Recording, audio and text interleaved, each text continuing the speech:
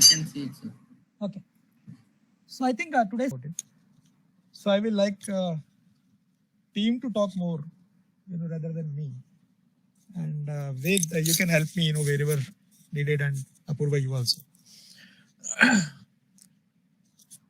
So the first thing is, what is microservice? So we are already kind of advocating microservice a lot, and we are giving design mentoring to our SEA members. Our design is based on microservice thing. So what is microservice? Can anyone explain me? क्या है microservice? Somebody from analyst team? What is your understanding about microservice architecture?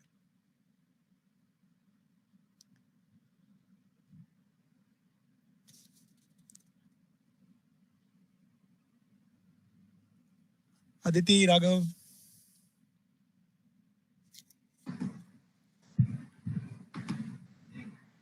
Sir, basically, sir, it is actually what I think is it is the breaking down of the as a complete structure. Like we have small modules, or we can say services that have their separate functions and work independently. Okay. और कुछ? Okay. Yeah, you are very close to that. तो पहली बात तो ये है कि microservice is a architecture style. There are a lot of architecture styles. Normally क्या होता है कि सॉफ्टवेयर इंडस्ट्री में हम लोगों ने जो भी कॉमन रिकरिंग प्रॉब्लम्स होती हैं और जो भी हमारे डिजाइन इश्यूज होते हैं उनको हैंडल करने के लिए कॉमन पैटर्न्स बना लेते हैं हम लोग. We call it design patterns.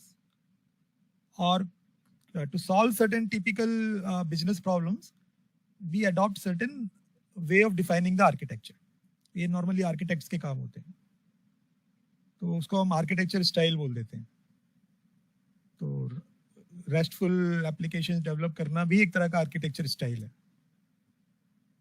इसी तरह से microservice also is one of the architecture style, and the whole purpose of inventing this was to handle a lot of common problems that architects felt. अब architects को problem क्या आती है कि अच्छा application तो बन गई, developers ने coding कर दिया उसका functionality, तो ज़्यादातर functionality पे ध्यान होता है कि functionality के हिसाब से coding कर देते हैं. जब वो application deploy होती है तो then we start facing the issues related to non-functional requirements कि user का load grow हो रहा है तो application को scale कैसे करे, परफॉर्मेंस इश्यूज आने शुरू हो जाते हैं, तो performance is a major consideration. दूसरा ये है कि अच्छा एप्लीकेशन है, तो कल जैसे वेद बता रहे थे कि मोबाइल फर्स्ट अप्रोच में आप उसको डिजाइन कर रहे हो, आपने कॉन्टेक्ट डिफाइन कर दिया, उसको कॉन्टेक्ट की डेफिनेशन को बैक एंड और front end team properly understand कर रही है कि नहीं कर रही है.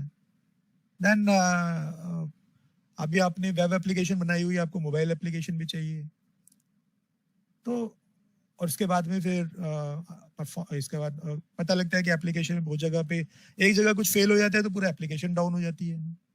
तो these kind of things create lot of issues, और बहुत ज़्यादा टाइम जो होता है इन चीज़ों में जाता है. एप्लीकेशन तो एक बार डेवलप हो गई, उसको डिप्लॉय भी कर दिया, then almost most part is handled in solving this kind of issues, maintaining the applications. और जितना ज़्यादा मेंटेनेंस कॉस्ट होगा एप्लीकेशन का, वो कॉस्ट नेचुरली जो होगा वो यूजर के ऊपर ही पास ऑन होगा. Your cost of offering the services will be high. तो if you can handle these issues which are well known issues in your design, तो lot of problems can be solve. तो in a short, जितना important functionality होती है उतना ही important non functional requirements होती हैं. तो फिर आर्किटेक्चर में फिर इन प्रॉब्लम्स को ध्यान में रख के चेंजेस किए गए कि अच्छा क्या पैटर्न होना चाहिए, how we can address these scalability issues, performance issues. तो करते करते माइक्रो सर्विस आर्किटेक्चर तक हम लोग पहुंच गए. माइक्रो सर्विस आर्किटेक्चर बेसिकली क्या होता है कि जैसा राघव ने बताया कि पहले मोनोलिथ में क्या होता था कि एक ही एप्लीकेशन होती थी, उसके अंदर मॉड्यूल बना लेते थे. मॉड्यूल इंडिपेंडेंटली तो रन कर नहीं सकते थे, पूरा एक एप्लीकेशन के अंदर ही वो 6-7 मॉड्यूल होते थे. रजिस्ट्रेशन एक मॉड्यूल होता था, appointment is another module, billing is another module. तो टिपिकल पैटर्न यही होता है कि लॉगिन किया, एप्लीकेशन में लॉगिन हो गए, अब ये सारे मॉड्यूल 1 बाय 1 करके दिख रहे हैं मेन्यू के अंदर। तो टैब में जाके अपॉइंटमेंट टैब्स क्लिक कर दिया तो अपॉइंटमेंट का पेज खुल जाएगा, उस पर अपॉइंटमेंट करना शुरू कर देंगे। देन बिलिंग का, इसी तरह से रजिस्ट्रेशन का। तो ये कॉमन स्टाइल था कि पूरी एप्लीकेशन एक सिंगल एप्लीकेशन की तरह बना दी। Then over the time we realized कि instead of creating the whole application as a single monolith, monolith का मतलब होता है mono mean single, lith generally stone से वर्ड आता है, तो इसे stone hard application, single single code base है, उसी में सब कुछ बना हुआ है, सिंगल डाटाबेस है, सिंगल ही टेक्नोलॉजी है।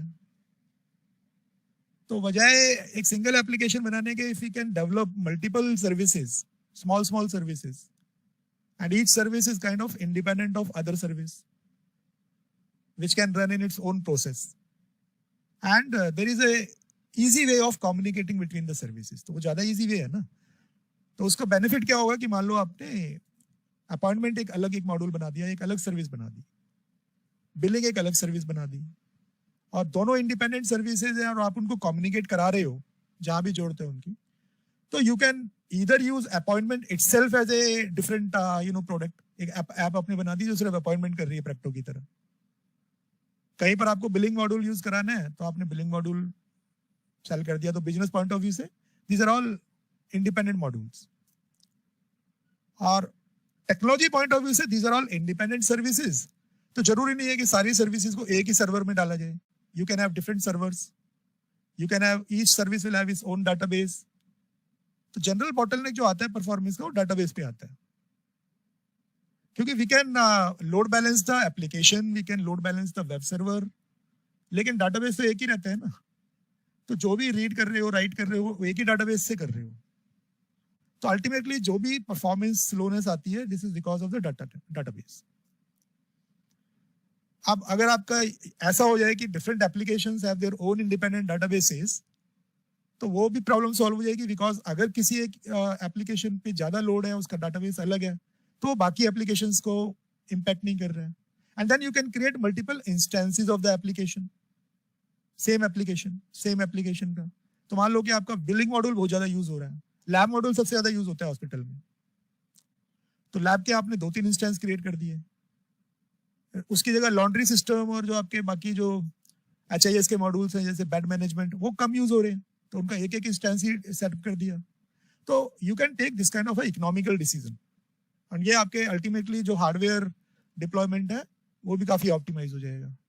तो architects felt the need of such an architecture कि the whole application can be logically divided into multiple small application services, each service could run in its own process and they could communicate to each other. तो micro का मतलब होता है mini, बहुत छोटा service. So micro service word आ गया यहाँ पे कि भाई instead of creating the whole module, you identify the business domain functionality जो इंडिपेंडेंटली रन कर सके। तो ये जो पार्टीशन है बिजनेस फंक्शनैलिटीज का, इंडिपेंडेंट कॉन्टेक्स्ट जो होता है उनका, तो ये हमारा डोमेन ड्रिवन डिजाइन कहते हैं हम इसको, कि इसमें डोमेन ड्रिवन डिजाइन में वी आइडेंटिफाई कि what are the set of functionalities which can work independently. तो मान लो कि मैं अगर आपको बोलूं कि रजिस्ट्रेशन बनाना है, और रजिस्ट्रेशन के मॉड्यूल में मैं एक बिलिंग का टेबल डाल दूं, will that make any sense? Raghav, कोई सेंस बनेगा उसका?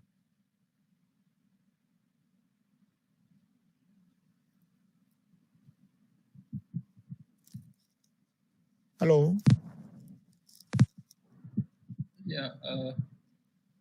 I think we अगर आप lost down briefly when you were explaining the modular structure. So modular की क्या shortcomings हैं? वहाँ पे we lost your sound. So okay. So am I audible now? yes, you are audible completely. Okay. So I'm just asking one thing कि micro service में क्योंकि हमने modular approach follow की होती है कि we have divided the different modules into independent services, and these independent services can run in different processes. तो different process में रन कर सकती है, तो you can deploy them independently, and these services can communicate to each other. तो हम कैसे पता लगाएंगे कि सर्विसेज को कैसे ब्रेक डाउन करें, मतलब what is a way of separating these services? तो उसके लिए we follow the domain driven design principle. अब डोमेन ड्रिवन डिजाइन के अंदर हम कॉन्टेक्स्ट आइडेंटिफाई करते हैं कि जैसे हम किसी मॉड्यूल को ब्रेक कर रहे हैं फंक्शनैलिटी में, तो वी आइडेंटिफाई कि what are the set of features which are logically related to each other.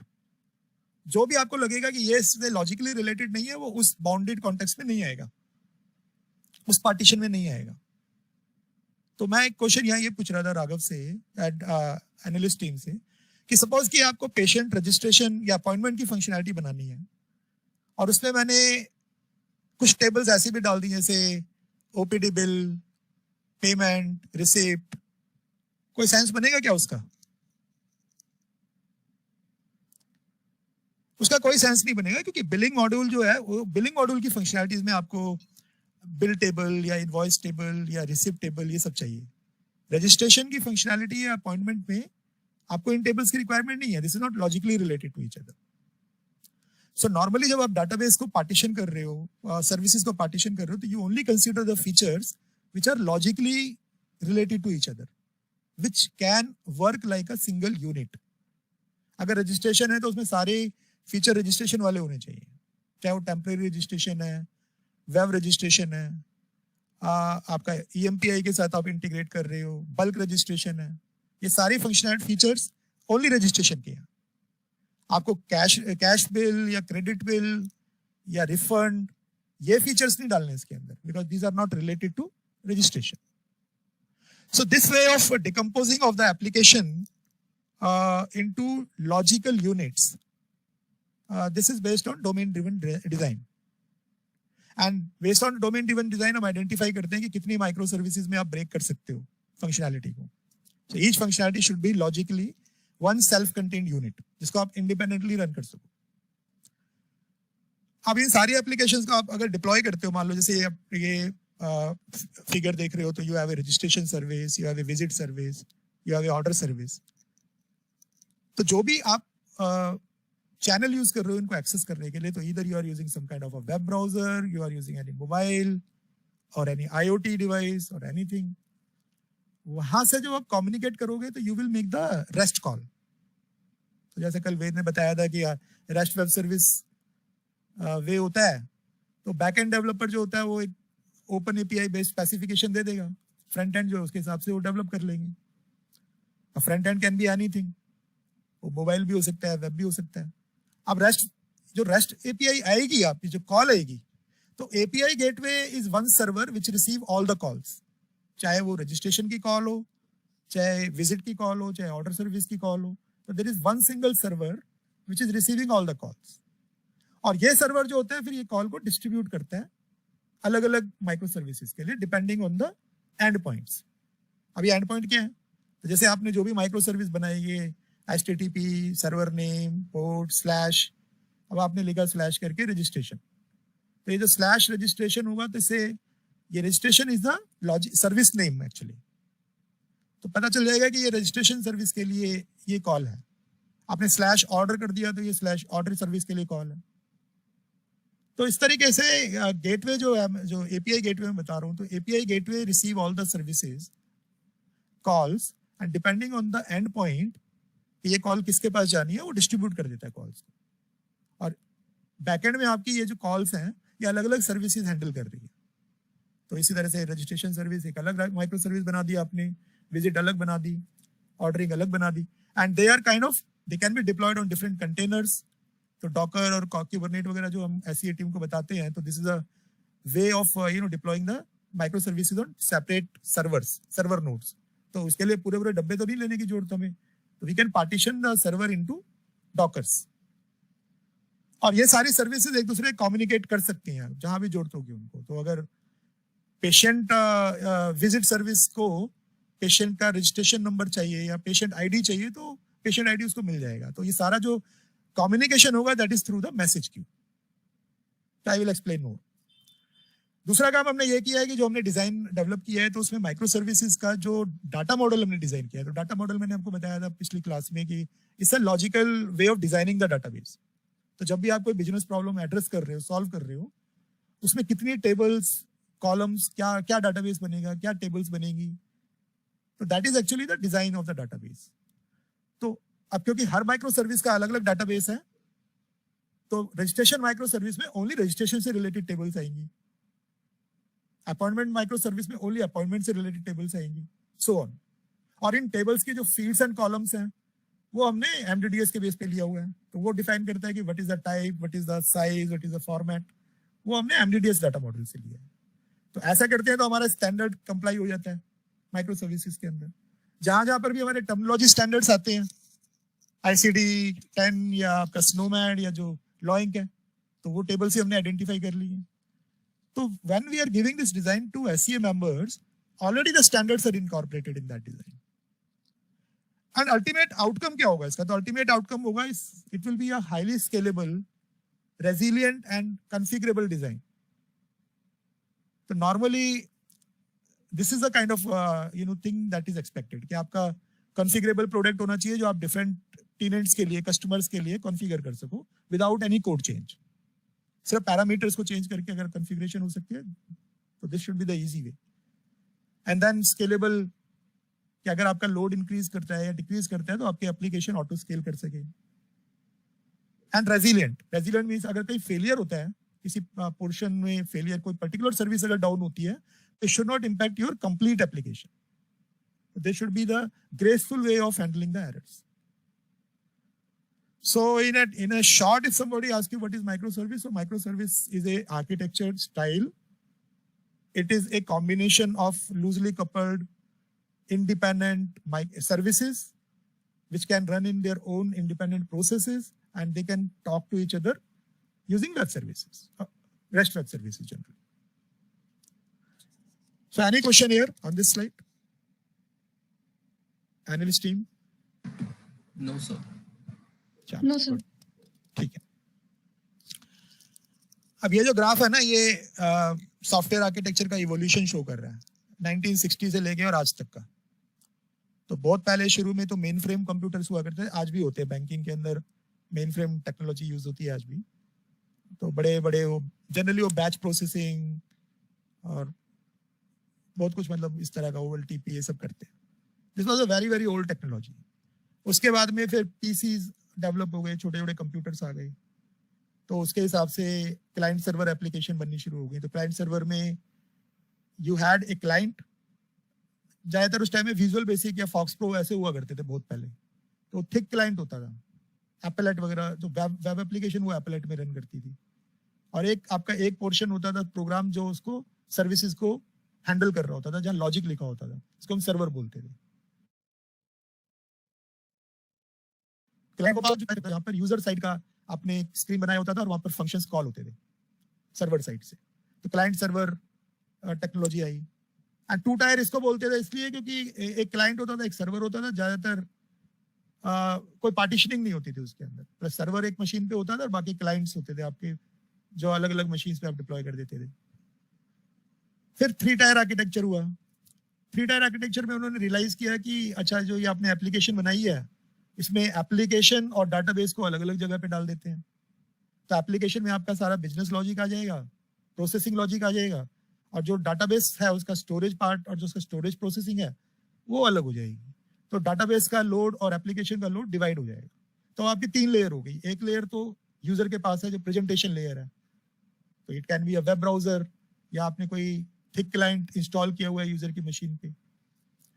और जैसे टैली की आपने कभी देखा हो, टैली सॉफ्टवेयर देखा हो, तो टैली सॉफ्टवेयर आज तक भी वो थिक क्लाइंट हुआ करता था। तो वो 3 टायर हो गया कि प्रेजेंटेशन लेयर हो गई, एक एप्लीकेशन लेयर हो गई, बिजनेस लेयर, और एक डाटाबेस लेयर। तो 1990 तक तो यही चला। फिर 2000 के आसपास और थोड़ी एडवांस टेक्नोलॉजीज आ गई, तो उन्होंने रियलाइज किया कि अच्छा, there can be different way of accessing. Mobiles भी आ गए, उस टाइम में आने शुरू हो गए, तो we need the different ways of accessing the application. तो अब हमारे को from one machine to another machine और maybe over the web हमें सर्वर और क्लाइंट के बीच में कम्युनिकेशन कराना है। तो then they develop the web service protocol. और जैसे कल वेद ने बताया था कि XML, पहले तो वो हर डेवलपर को XML सीखना होता था, and XML was a way of transferring the data between server and client. तो XML क्या होता था, एक्सटेंसिबल स्टाइल शीट होती थी, आप अपने हिसाब से टैग डिफाइन कर सकते थे। HTML के टैग तो फिक्स होते हैं आपके, HTML के टैग आप एक्सटेंड नहीं करते हो इजीली। तो आपका जैसे आपने बी टैग यूज किया उसके अंदर तो बोल्ड करने के लिए है वो, एच टैग उसका हेडिंग टैग होता है। तो एचटीएमएल के टैग फिक्स होते हैं, तो उन्होंने सोचा कि डाटा तो सबका अपना अपना होता है, तो डाटा के लिए तो कुछ ऐसी टेक्नोलॉजी होनी चाहिए कि जहां मैं अपना टैग बना सकूं, ये बताने के लिए कि this is the particular piece of data. तो जैसे पेशेंट का रिकॉर्ड है, उसमें नेम है, डेट ऑफ बर्थ है, उसका मोबाइल नंबर है, तो मेरे पास ये 3 टैग होने चाहिए, name, date of birth and mobile number. तो एक एक्सएमएल डॉक्यूमेंट में मैं ये तीनों टैग डिफाइन कर दूंगा, और वो डिफाइन करने के लिए जो उन्होंने एक्सएमएल का स्कीमा बना दिया, एक्सएमएल स्कीमा डॉक्यूमेंट, जो आप काम करोगे अभी एमडीडीएस के अंदर एक्सएमएल स्कीमा बनाओगे उसका। तो ये सब एक्सएमएल टेक्नोलॉजी, वेब सर्विस बन गई, सोप सर्विसेज बन गई मतलब। फिर ओवर द टाइम, जैसा कल वेद ने बताया था कि सोप सर्विस काफी हैवी होती थी, एक्सएमएल काफी बल्कि होता था, तो बैंडविड्थ का प्रॉब्लम आता था। और दो मशीन्स के बीच में कम्युनिकेशन करने की जो टेक्निक थी पहले, कोरबा या आपका जो ईजेबी पैटर्न था, वो काफी कॉम्प्लेक्स था। तो डेवलपर का ज्यादातर टाइम लॉजिक में कम लगता था, ये मैनेजमेंट और ओवरहेडिंग में ज्यादा लगता था। तो इसको सॉल्व करने के लिए फिर उन्होंने देखा कि अच्छा, कोई वेब सर्विस का वे है जो एचटीटीपी आपका जनरल वेब होता है, इंटरनेट होता है, तो एचटीटीपी प्रोटोकॉल पे वेब को कैसे ट्रांसमिट कर सकते हैं। तो रेस्ट सर्विस डेवलप हो गई, उसमें जेसॉन आ गया। JSON is a light weighted JavaScript version, तो उसको हम यूज कर सकते थे। It was a client server interaction, state transfer. तो ये सब करते करते अब जब वेब सर्विसेज बना, तो देन दे आइडेंटिफाइड कि जो बिजनेस लॉजिक है, जो भी बिजनेस फंक्शनैलिटी है एप्लीकेशन की, that should be developed using the contracts. जैसे कल वेद ने कवर किया था कि एक बैकएंड टीम होती थी, एक फ्रंट एंड टीम होती थी, तो दोनों के बीच में एक कॉन्ट्रैक्ट पे एग्रीमेंट हो जाता था कि अच्छा, मैं आपको ये फंक्शन, तो फॉर एग्जांपल आप अगर वेब कभी गूगल पे जाके सर्च करो web service, weather SOAP web service को ऐसे करके सर्च करो, तो बहुत सारी आपको ऐसी वेब सर्विसेज मिल जाएंगी जिसमें वेदर से रिलेटेड जो भी आपको डाटा चाहिए उसकी फंक्शंस अवेलेबल होंगे, और ये सर्विसेज आप अपने एप्लीकेशन में इंटीग्रेट कर सकते हो, तो वेदर से रिलेटेड इंफॉर्मेशन आपको मिल जाएगी। तो बेसिकली कॉन्ट्रैक्ट क्या है कि contract is kind of exposing the functionality as the methods, कि आप मेरे को ये मेथड्स आपके पास अवेलेबल होंगे, इन मेथड्स में आप रिक्वेस्ट ऐसे भेजो तो रिस्पॉन्स ऐसे भेजेगा। जो वेद आपने कल बताया था कि उसके लिए भी फिर स्वैगर आ गया, ओपन एपीआई 3 आ गया, वो सब डॉक्यूमेंटेशन है, इस प्योरली डॉक्यूमेंटेशन। तो जितना डॉक्यूमेंटेशन स्मूथ होती जाएगी, एम्बिग्यूटी आपकी कम होती जाएगी, एंड लैक ऑफ अंडरस्टैंडिंग थोड़ी कम होती जाएगी। बट अल्टीमेट गोल यही है कि आपको ये बताना है कि इतने फंक्शंस में आपको दे रहा हूं, हर फंक्शन में ये रिक्वेस्ट पैरामीटर है और ये रिस्पॉन्स आपको मिलेगा। और जो ये डॉक्यूमेंट जो आप दे देते हो किसी को, तो ये कॉन्ट्रैक्ट स्पेसिफिकेशन है, इसी को हम ओपन एपीआई स्पेसिफिक, अगर आपने ओपन एपीआई यूज किया है तो ओपन एपीआई स्पेसिफिकेशन। तो सोआ में एक लेवल और चला गया कि अगर आपके पास डिफरेंट सर्विसेज हैं, तो हाउ यू कैन ऑर्केस्ट्रेट दो सर्विसेज, क्योंकि अभी कोई भी बिजनेस प्रोसेस होता है, उसमें प्रोसेस में बहुत सारे टास्क होते हैं। तो जनरली क्या होता है कि टास्क में बहुत सारी एक्टिविटीज होती हैं। अब कुछ एक्टिविटी तो ऐसी होंगी जो सिस्टम करेगा ऑटोमेटिकली, कुछ एक्टिविटी होगी जो मैनुअली होगी। तो फॉर एग्जांपल, एक जूनियर रेडियोलॉजिस्ट ने एक रेडियोलॉजी का रिपोर्ट लिखा और उसने उस रेडियोलॉजी रिपोर्ट को सेव कर दिया। तो जो सेव पार्ट है वो that is a system task. System में आपने कुछ लॉजिक लिखा होगा जो उसको सेव करेगा, डाटाबेस में सेव करेगा। उसके बाद में आपने कहा कि सीनियर रेडियोलॉजिस्ट को रिव्यू करेगा, तो सिस्टम क्या करेगा कि उसको सेव करेगा और सीनियर रेडियोलॉजिस्ट की टास्क लिस्ट में वो टास्क दिखा देगा, मतलब उसको असाइन कर देगा। ये काम सिस्टम कर रहा है। अब उसके बाद में जो सीनियर रेडियोलॉजिस्ट है वो उस रिपोर्ट को ओपन करेगा, उसको व्यू करेगा और उसको ऑथराइज करेगा। ये मैनुअल काम है। तो मैनुअल काम तो ह्यूमन बीइंग को ही करना है। जब वो उसको रिव्यू कर लेगा, अगर कोई चेंज करना है तो वो चेंज कर देगा, नहीं तो फाइनल कर देगा। जब वो फाइनल करेगा रिपोर्ट को, तो that report will be finalized. तो this is a workflow. यहाँ पे दो एक्टर्स इन्वॉल्व हैं, दो यूजर्स इन्वॉल्व हैं, एक जिसने रिपोर्ट बनाई है और एक जिसने रिपोर्ट रिव्यू की है। And there is a process. अब हो सकता है कि वो रिव्यूअर जो है उसमें अपने कमेंट्स लिख के वापस भेज दे कि भाई इसमें ये चीज करेक्ट करो, या हो सकता है कि उसको अप्रूव कर दे। तो there are different processes involve in that. तो सर्विस ओरिएंटेड आर्किटेक्चर में क्या था कि सिस्टम के सारे टास्क जो है वो सर्विसेज की तरह यूज कर रहे हैं, and there are some human task also, and there is a workflow. Business logic जो है आपका वर्क फ्लो में डिस्ट्रीब्यूटेड है। तो सोआ was kind of maintaining all this thing. तो उसमें था कि सारे सर्विसेज जो थी आप बाइंड कर सकते थे, एंड देयर वाज ए बस आर्किटेक्चर, और बीच में आपको जो भी बीपीएम करना है, जो भी आपको डिफरेंट ऑर्केस्ट्रेशन करनी है, कोऑर्डिनेशन करना है सर्विसेज का, वो सब आप इसमें कर सकते हो। तो सोआ आर्किटेक्चर फाइनेंशियल डोमेन में बहुत सक्सेसफुल हुआ, बैंकिंग सेक्टर में आज भी यूज होता है।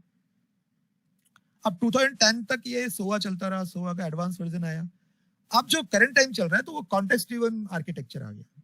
तो जो भी सोआ की कॉम्प्लेक्सिटीज हैं, जैसे सोआ में आज भी जनरली हम एक्सएमएल सोप फॉर्मेट्स यूज करते हैं, तो आप क्योंकि रेस्ट आ गया है, जेसॉन आ गया है, and we want to make, अब मोबाइल एप्लीकेशन ज्यादा आ गई हैं, मोबाइल पर एक्सेस करें, मोबाइल पर अगर एक्सएमएल करेंगे तो वैसे बैंडविड्थ का प्रॉब्लम बहुत रहता है इंडिया में।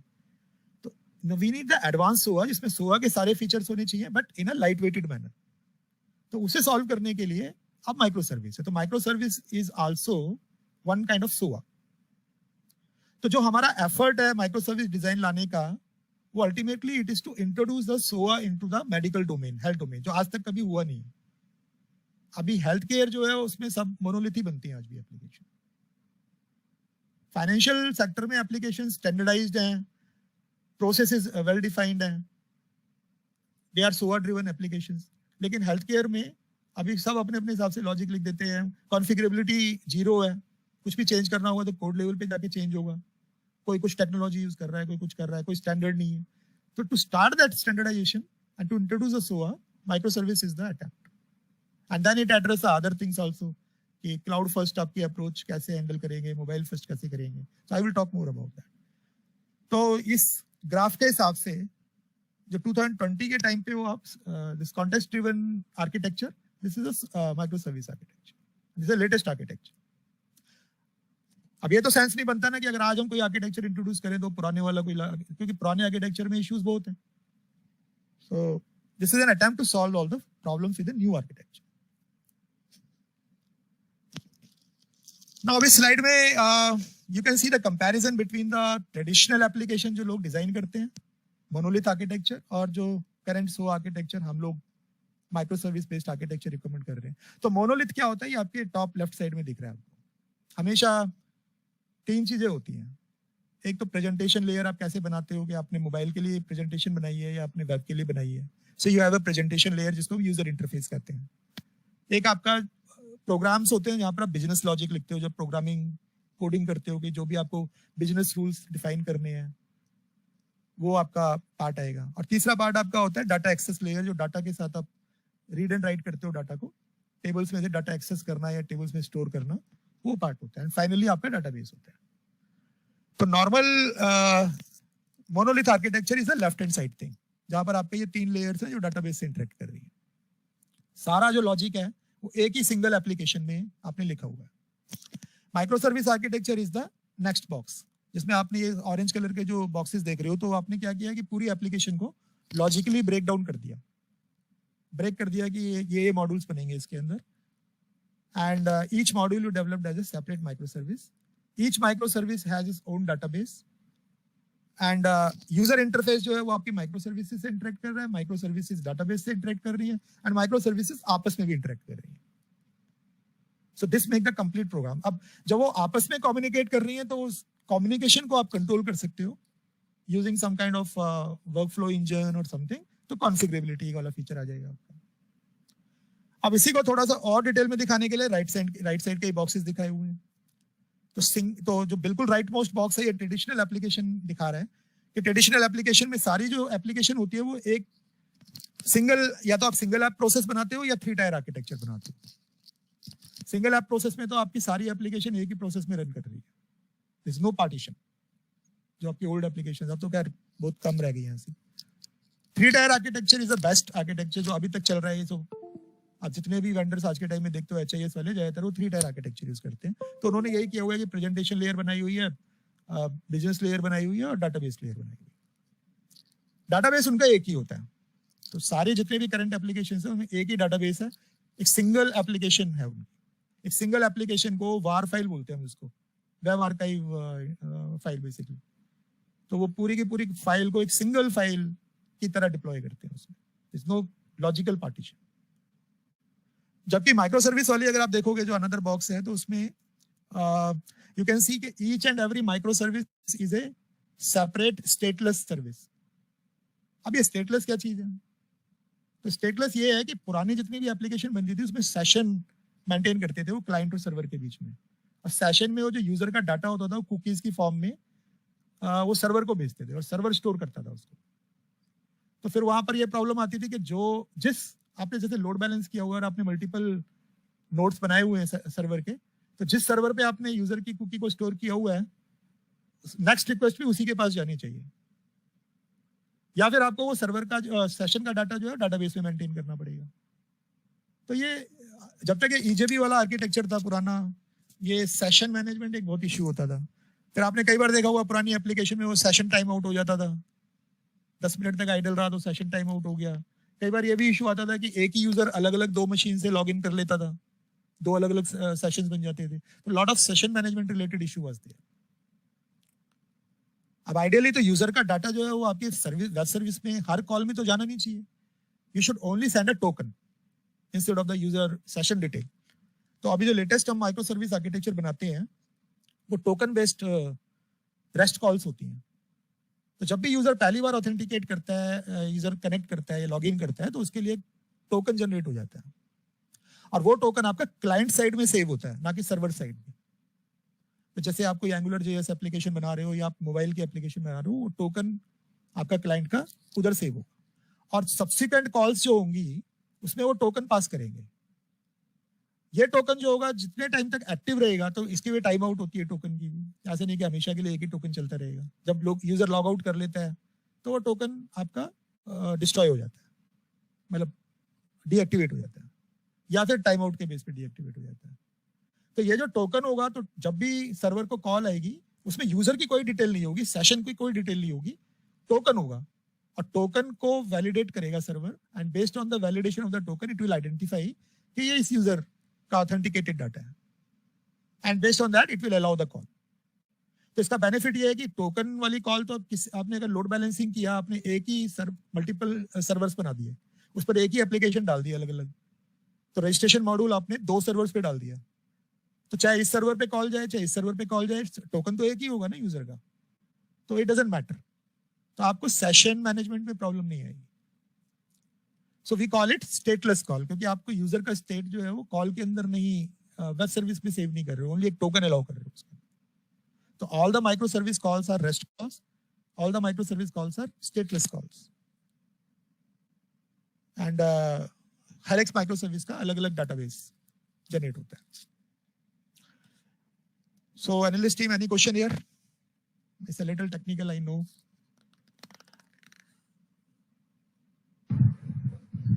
सर एक बार स्टेटलेस वाला थोड़ा सा आप एक बार दोबारा बता पाएंगे? देखो, आप इसको एक मोटे तरीके से समझो कि सर्वर में सबसे पहले यूजर लॉग इन करता है। जब यूजर लॉग इन करता है तो पुराने टाइम में क्या होता था, एक सेशन क्रिएट हो जाता था between the client and the server. अब सेशन की जो भी डिटेल, तो सेशन में यूजर का डिटेल होता था कि ये यूजर है, ये आईपी एड्रेस है, यहाँ से कॉल आ रही है, इतने टाइम पे ये इनिशिएट हुआ है, तो ये सारी डिटेल सर्वर सेव कर लेता था। अब जब तक ये सेशन मेंटेन रहता था क्लाइंट और सर्वर के बीच में, आपकी कॉल्स होती रहती थी। जब सेशन आपने कई बार देखा होगा बैंकिंग एप्लीकेशन में, आज भी बैंकिंग एप्लीकेशन में आप बैंक की एप्लीकेशन खोल के बैठ जाओ और बाकी कुछ करते रहो, थोड़ी देर बाद पता लगेगा कि उसमें एक मैसेज आ जाएगा, time out, session time out, है ना। तो ये सेशन टाइम आउट, क्योंकि आज ही बैंकिंग एप्लीकेशन ज्यादातर जो है स्टेटफुल सर्विसेज से बनती है, जेएसपी या कुछ यूज करते हैं, और सेशन की डिटेल जो होती है वो कॉल्स के बीच में जाती है। तो जब आपका सेशन टाइम आउट हो जाता है और अगर आप दोबारा से कोई एक्टिविटी करने की कोशिश करोगे तो वो रिजेक्ट कर देगा उसको, तो आपको दोबारा से लॉग इन करना पड़ेगा। लेकिन इसमें प्रॉब्लम्स होते थे आपकी लोड बैलेंसिंग करने में, और आपका फिर स्टेट का डाटा, यूजर का डाटा सेशन सर्वर साइड में स्टोर होता था, तो सेशन मैनेजमेंट से रिलेटेड बहुत सारे इश्यूज होते थे। स्टेटलेस आर्किटेक्चर में क्या होता है कि यूजर का कोई भी सेशन नहीं बनता, यूजर के कोई भी सेशन की डिटेल वेब सर्विस में सेव नहीं होती। तो आप मल्टीपल कॉल्स कर रहे हो वेब सर्विस की, उसमें कुछ यूजर से रिलेटेड सेशन का डाटा नहीं होता, उसमें आपका एक्चुअली जो आपका रिक्वेस्ट है, जो रिक्वेस्ट आप भेजना चाह रहे हो, जेसॉन भेजना चाह रहे हो, वो होती है। तो फिर आपके पास कुछ तो होना चाहिए ना ये पता लगाने के लिए कि राघव ने भेजा है और ये अदिति ने भेजा है और ये आकृति ने भेजा है। तो वो instead of sending the detail, session detail, they send A small token. अब ये JWT टोकन होता है या OAuth एप्लीकेशन में होता है, OAuth का टोकन होता है, एक्सेस टोकन होता है. तो एक टोकन यूजर का टोकन भेजते हैं. ये टोकन यूजर को मिलता है जब वो ऑथेंटिकेट करता है. जब यूजर आप लॉगिन करते हो एप्लीकेशन में, उस टाइम में आपका एक टोकन जनरेट हो जाता है. क्लाइंट साइड में आपके पास वो आप टोकन रख लोगे और उसके बाद में हर बार जब आप एप्लीकेशन उसका कॉल करोगे सर्वर को, तो वो टोकन साथ में हेडर में भेजोगे. अब उस टोकन के बेस पर सर्वर वैलिडेट करता है कि this is the authenticated user, logged in user. अगर टोकन नहीं भेजोगे तो वो रिजेक्ट कर देगा रिक्वेस्ट को. तो this is the stateless call. तो आप ये लेके चलो कि माइक्रो सर्विस आर्किटेक्चर में हम कोई सेशन नहीं बनाते, ज्यादातर हम कोई सेशन नहीं बनाते. हम नॉर्मली एक टोकन बेस्ड ऑथेंटिकेशन करते हैं उसमें. और बताओ राघव, और क्या?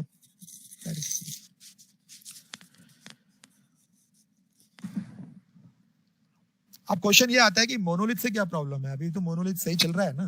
नहीं, देखो चल तो सकता है, कोई इशू नहीं है, टू बी वेरी ऑनेस्ट. लेकिन जो करंट प्रॉब्लम्स है वो करंट प्रॉब्लम्स हमेशा रहेंगी. And I can very well tell कि आज के टाइम में डेवलपमेंट कॉस्ट से कई गुना ज्यादा मेंटेनेंस कॉस्ट होती है एप्लीकेशन की. If people are happy with that, fine, no problem. क्योंकि अल्टीमेटली तो बिजनेस फंक्शनैलिटी यूजर को चाहिए, कैसे भी बना लो आप. बट जितना ज्यादा मेंटेनेंस कॉस्ट होगी उतना ही ज्यादा कॉस्ट यूजर को बियर करनी पड़ेगी उस सर्विस को बाय करने के लिए. You will pass on the cost to the user. So अगर आपको लो कॉस्ट एप्लीकेशन बनानी है तो आपको मेंटेनेंस कॉस्ट को भी लो करना पड़ेगा. सो मोनोलिथ में क्या होता है कि मोनोलिथ में आपकी एक ही एप्लीकेशन है, उसमें ये आप सारे मॉड्यूल हैं. यूआई आपका एक ही है, अपॉइंटमेंट, रजिस्ट्रेशन, बिलिंग, ये सब एक ही सर्वर पर है, एक ही सिंगल डाटाबेस है. तो पहली बात तो ये है कि आपका डेवलपमेंट बहुत स्लो होता है क्योंकि आपने नॉर्मली कोई फीचर बनाया, वो बिलिंग के अंदर किया, बिलिंग में आपने कुछ चेंज की, नई फंक्शनलिटी बनाई. जब आप उसको सर्वर पे डिप्लॉय करोगे तो पूरा का पूरा डिप्लॉयमेंट यूनिट तो एक ही होता है.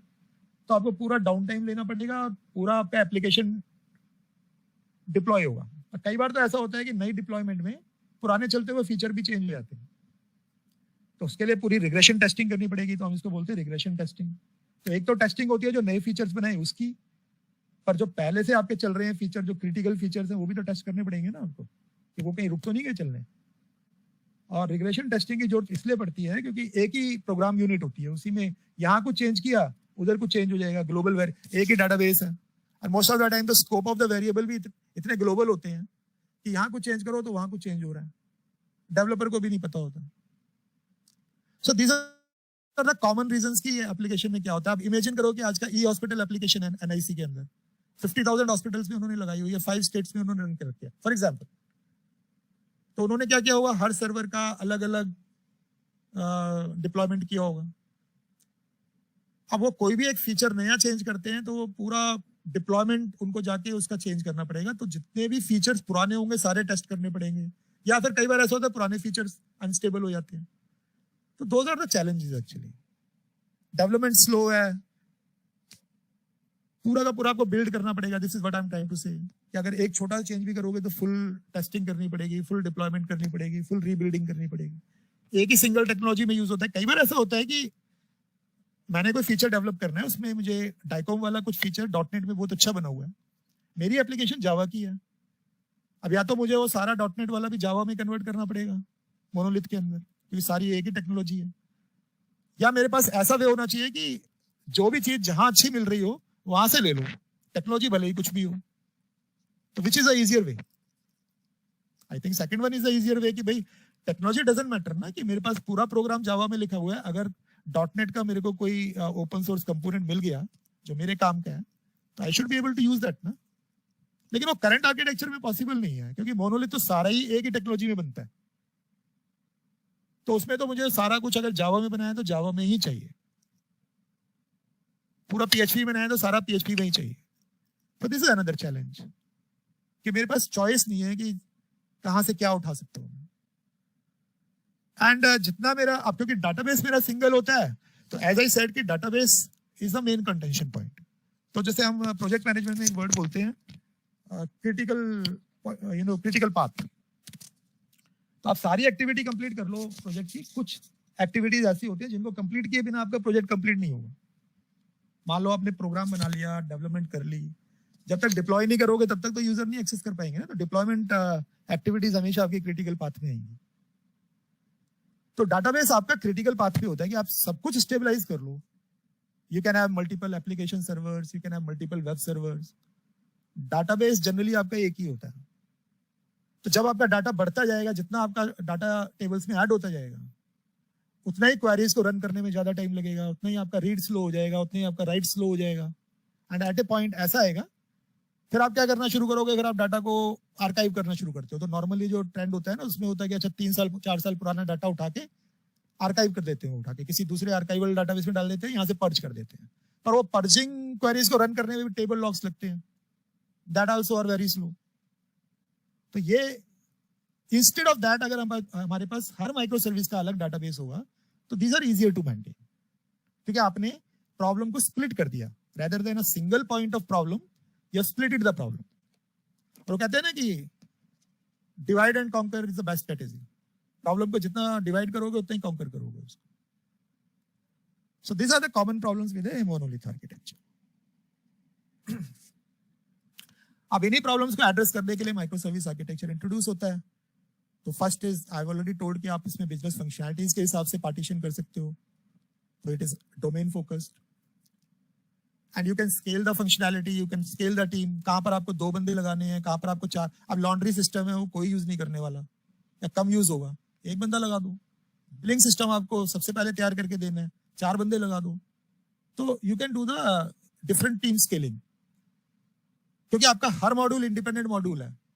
तो यहाँ का कोई भी डेवलपमेंट दूसरे किसी मॉड्यूल को इंपैक्ट नहीं कर रहा, तो आप पैरेलल डेवलपमेंट भी करा सकते हो। आप 2 बंदे बिलिंग में लगा दो, 2 बंदे अपॉइंटमेंट में लगा दो, तो रजिस्ट्रेशन में 3 मॉड्यूल पैरेलल में डेवलप हो जाएंगे। अगर सिंगल कोड बेस होगा तो प्रॉब्लम आएगा, क्योंकि वो सब सीक्वेंस में काम करते हैं और एक ही यूनिट है, तब तक आपका रजिस्ट्रेशन कंप्लीट नहीं होगा, तब तक बिलिंग नहीं टेस्ट हो पाएगा। So this kind of scaling is not possible with the traditional thing. तो माइक्रो सर्विस में ये इजी है। Then fault isolation.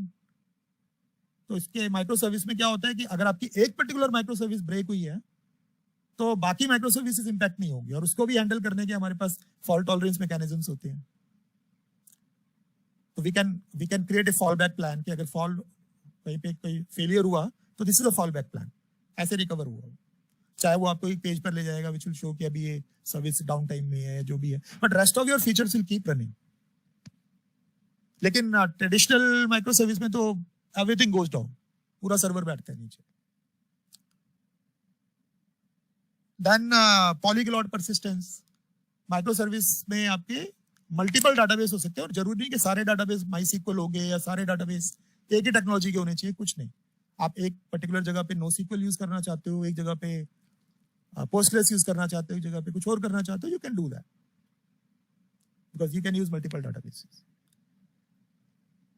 Loosely coupled application होती है, और एनडीएचपी स्टैंडर्ड्स की जो गाइडलाइंस है, most of the guidelines you can map it directly to the micro service architecture. तो जैसे आप बोलते क्लाउड फर्स्ट, तो मॉर्निंग में बता रहा था आपको कि क्लाउड पे होस्ट करना एक बात होती है, और क्लाउड की मैनेज सर्विसेज को यूज करके, उन फीचर्स को यूज करके बनाना एप्लीकेशन अनदर होती है। तो क्लाउड का सबसे पहला फीचर होता है इलास्टिसिटी, कि ऑटोमेटिकली स्केल अप हो जाएगा, स्केल डाउन हो जाएगा, जैसे लोड बढ़ेगा घटेगा। तो आपके एप्लीकेशन का डिजाइन भी ऐसा ही होना चाहिए। एप्लीकेशन का डिजाइन ऐसा नहीं होगा तो घटने बढ़ने से आपको कोई बेनिफिट नहीं होगा। तो micro service architecture, now we will talk कि उसमें आपके पास कैपेबिलिटी है कि आप रन टाइम में सर्विसेज डिस्कवर कर सकते हो, लोड बैलेंस कर सकते हो। So this is a part and parcel of the design. And then advance technologies होती है माइक्रो सर्विस आर्किटेक्चर में, कि डिफरेंट माइक्रो सर्विसेज को आप जब इंटरेक्ट कराते हो तो क्यूरियोग्राफी और ऑर्केस्ट्रेशन टेक्निक्स होती है, तो आप इवेंट्स के बेस पे उनको कम्युनिकेट करा सकते हो। आप सागा पैटर्न होता है उसको यूज कर सकते हो, तो एक कॉन्फ़िगरेबल प्रोडक्ट बन सकता है आपका। So these are some of the advantages. Analyst team, any question here?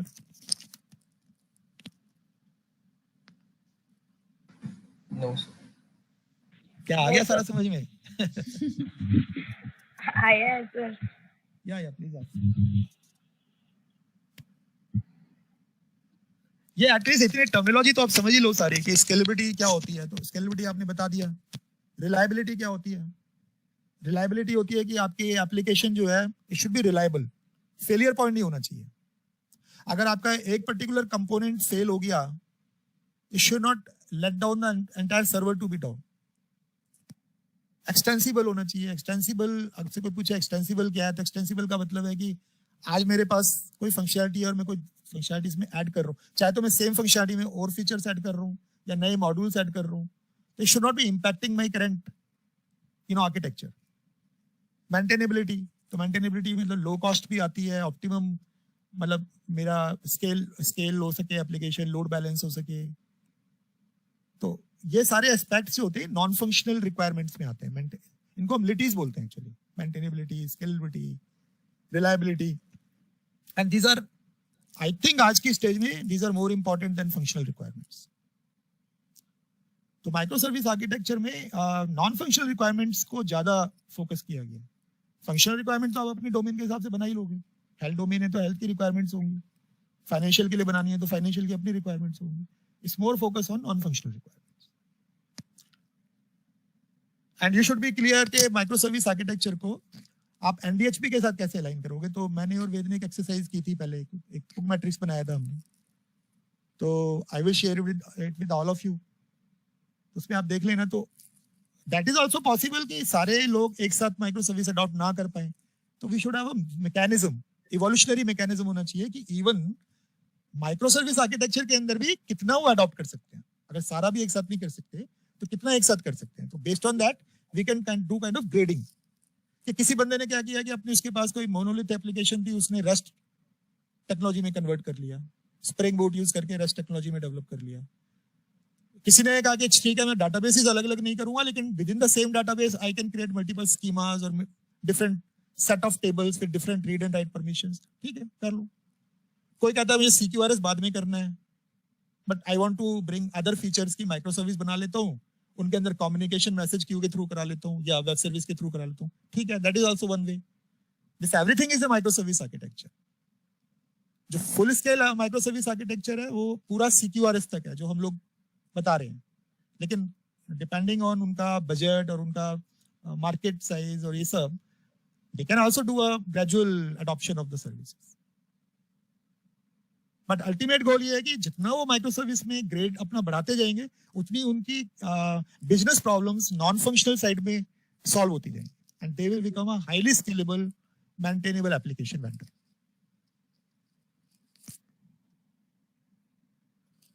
ना उबर तो आप सबने देखा ही होगा, उबर यूज कर रहे हो आजकल क्या आप? उबर माइक्रो सर्विस आर्किटेक्चर यूज करता है. तो उबर के अंदर ये सारे मॉड्यूल्स हैं, आप देख रहे हो, passenger management, billing, driver management, payment वगैरह वगैरह, ये सारे उनकी माइक्रो सर्विसेज हैं. आप जब उबर ऐप से इंटरेक्ट करते हो तो सारी कॉल्स आपकी एपीआई गेटवे के पास जाती है, विच इज एज सर्वर, और वो डिस्ट्रीब्यूट करता है सारी कॉल्स को बिटवीन द माइक्रो सर्विसेज. तो one of the best example is Uber. दूसरा नेटफ्लिक्स. नेटफ्लिक्स पे आप सब अपनी मूवीज वगैरह देखते हो. नेटफ्लिक्स ने तो ऑलरेडी मतलब ये ओएसएस ही पूरा डेवलप किया है इसका. तो Google, Amazon, a lot of these big vendors, they are adopting the microservice architecture. It's a well-known architecture. Sir health care में कहीं यूज हो रहा है? अब होगा ना जब एससी मेंबर्स करेंगे इसको. अच्छा, अभी होगा. ठीक. ये थोड़ा सा और डीप डाउन है, तो I will try to explain it in a non technical manner. तो सबसे ऊपर की लेयर आपके डिफरेंट डिलीवरी चैनल्स है. तो जो एनडीएचपी में बताया था ना उन्होंने कि आपका एक्सेस कंट्रोल डिलीवरी चैनल्स आपके अलग अलग होने चाहिए. आपका मोबाइल भी हो सकता है, वेब भी हो सकता है, सोशल प्लेटफॉर्म भी हो सकता है, पोर्टल भी हो सकता है, मीडिया ऐप भी हो सकते हैं, सोशल मीडिया ऐप, आईओटी भी हो सकता है. तो you should have different delivery channels. Number one. अब डिलीवरी चैनल से आपकी जितनी भी इंटरेक्शन होगी सर्वर के साथ, वो नेचुरली आपकी रेस्ट एपीआई के थ्रू होनी चाहिए, ओपन एपीआई के थ्रू होनी चाहिए. तो open API, as I said, जैसे वेद ने भी बताया था कि ओपन एपीआई सिर्फ एक डॉक्यूमेंटेशन स्टैंडर्ड है. Please note, it's not A open source API. ये एक वे है कि ठीक है, अच्छा मैंने आपको कुछ चेक, आपने देखा बैंक का चेक होता है, उसका फॉर्मेट जो होता है वो आरबीआई डिसाइड करता है कि वो एक इस पर्टिकुलर फॉर्मेट में यूज होगा. पे आगे ऐसे लिखा होगा, नीचे सिग्नेचर होगा, साइड में डेट होगी, इधर ऊपर आपको क्रॉस लगाना है. तो जो आप एक फॉर्मेट को जो स्टैंडर्डाइज कर देते हो तो उसे क्या देते हैं, स्पेसिफिकेशन. वो चेक का एक स्पेसिफिकेशन बनाया हुआ है. सिमिलर वे में अगर आप एक एपीआई आप पब्लिश करते हो, आप बोलते हो रेस्ट ऑफ द वर्ल्ड को कि आप ऐसे बनाओ अपने सिस्टम को। तो आपने बताया कि these are the methods, these are the parameters, ये रिक्वेस्ट आएगी, ये रिस्पॉन्स आपके पास आएगा। उसको स्टैंडर्डाइज करने का वे है, इसको हमने बोल दिया ओपन एपीआई। बाकी technology wise it is nothing, you can develop it in anything. तो ये ओपन एपीआई स्टैंडर्ड जो है, basically we prefer rest API क्योंकि वो लाइट वेटेड होती है। तो we need API gateway. API gateway क्या करेगा कि आपकी अलग अलग जो डिवाइसेस हैं उनसे आपकी रिक्वेस्ट लेगा, and this is one single server which is receiving all the request. ये एक तरह का ब्रोकर है। एज्यूम करो कि एक्सेस हेल्थ में हम 8 जनों की टीम है, लेकिन सारी जो रिक्वेस्ट है सबसे पहले अरुण के पास आ रही है, फॉर एग्जांपल डॉक्टर पंकज के पास आ रही है, उनके पास रिक्वेस्ट आएगी कि क्या काम है किससे, एंड देन वो रिक्वेस्ट पास ऑन करेंगे टू वन ऑफ अस। तो they are acting like a mediator between us and the rest of the people. तो people are not directly approaching Raghav, Aakriti और Aditi to get the work done, वो sir के through आएगा। तो basically इसी तरह से माइक्रो सर्विसेज में जो भी इंटरेक्शन डिफरेंट माइक्रो सर्विसेज में होंगी वो सारी एपीआई गेटवे के थ्रू आएंगे। मॉर्निंग में भी आपको बता रहा था कि गेटवे सर्वर चाहिए अब, क्योंकि गेटवे जो होगा आपके बाकी इंटरनेट को आपके इंटरनल प्राइवेट क्लाउड से कनेक्ट कर सकता है।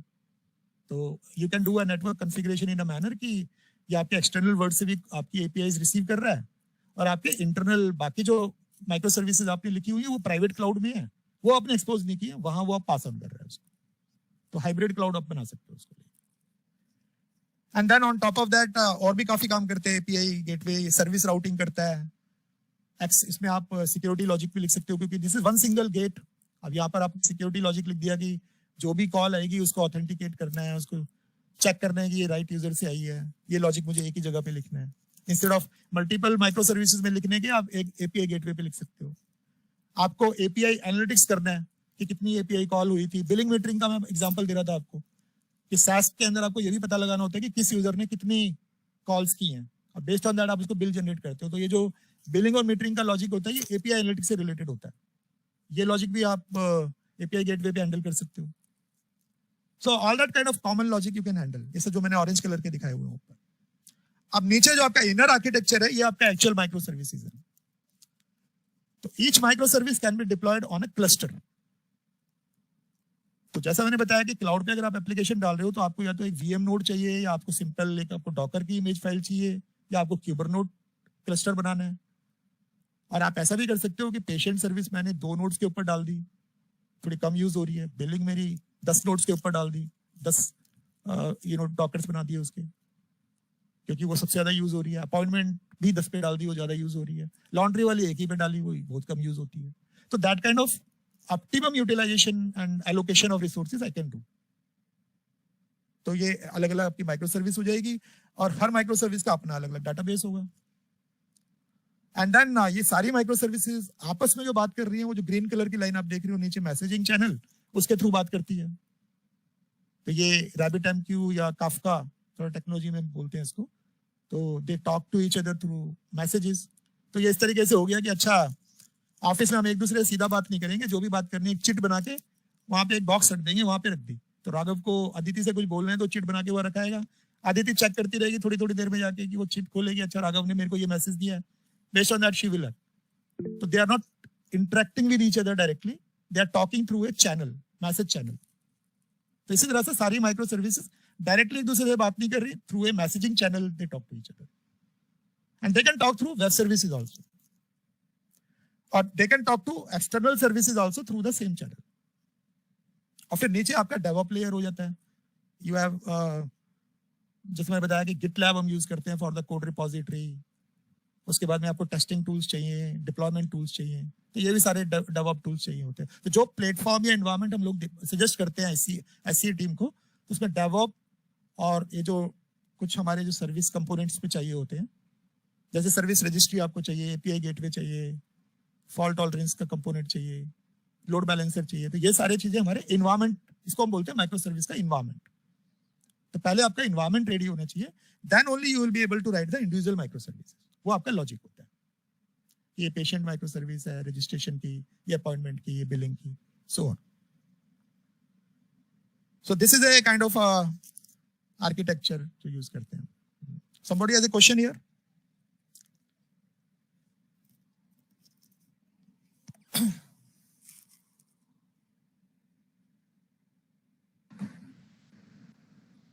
No sir. इसको थोड़ा ये SCA की जो स्लाइड है अवेलेबल है, तो प्लीज इसको थोड़ा रीड करना। If you have any doubt तो प्लीज आस्क। माइक्रो सर्विस सबको पता होनी चाहिए क्या है। Okay sir.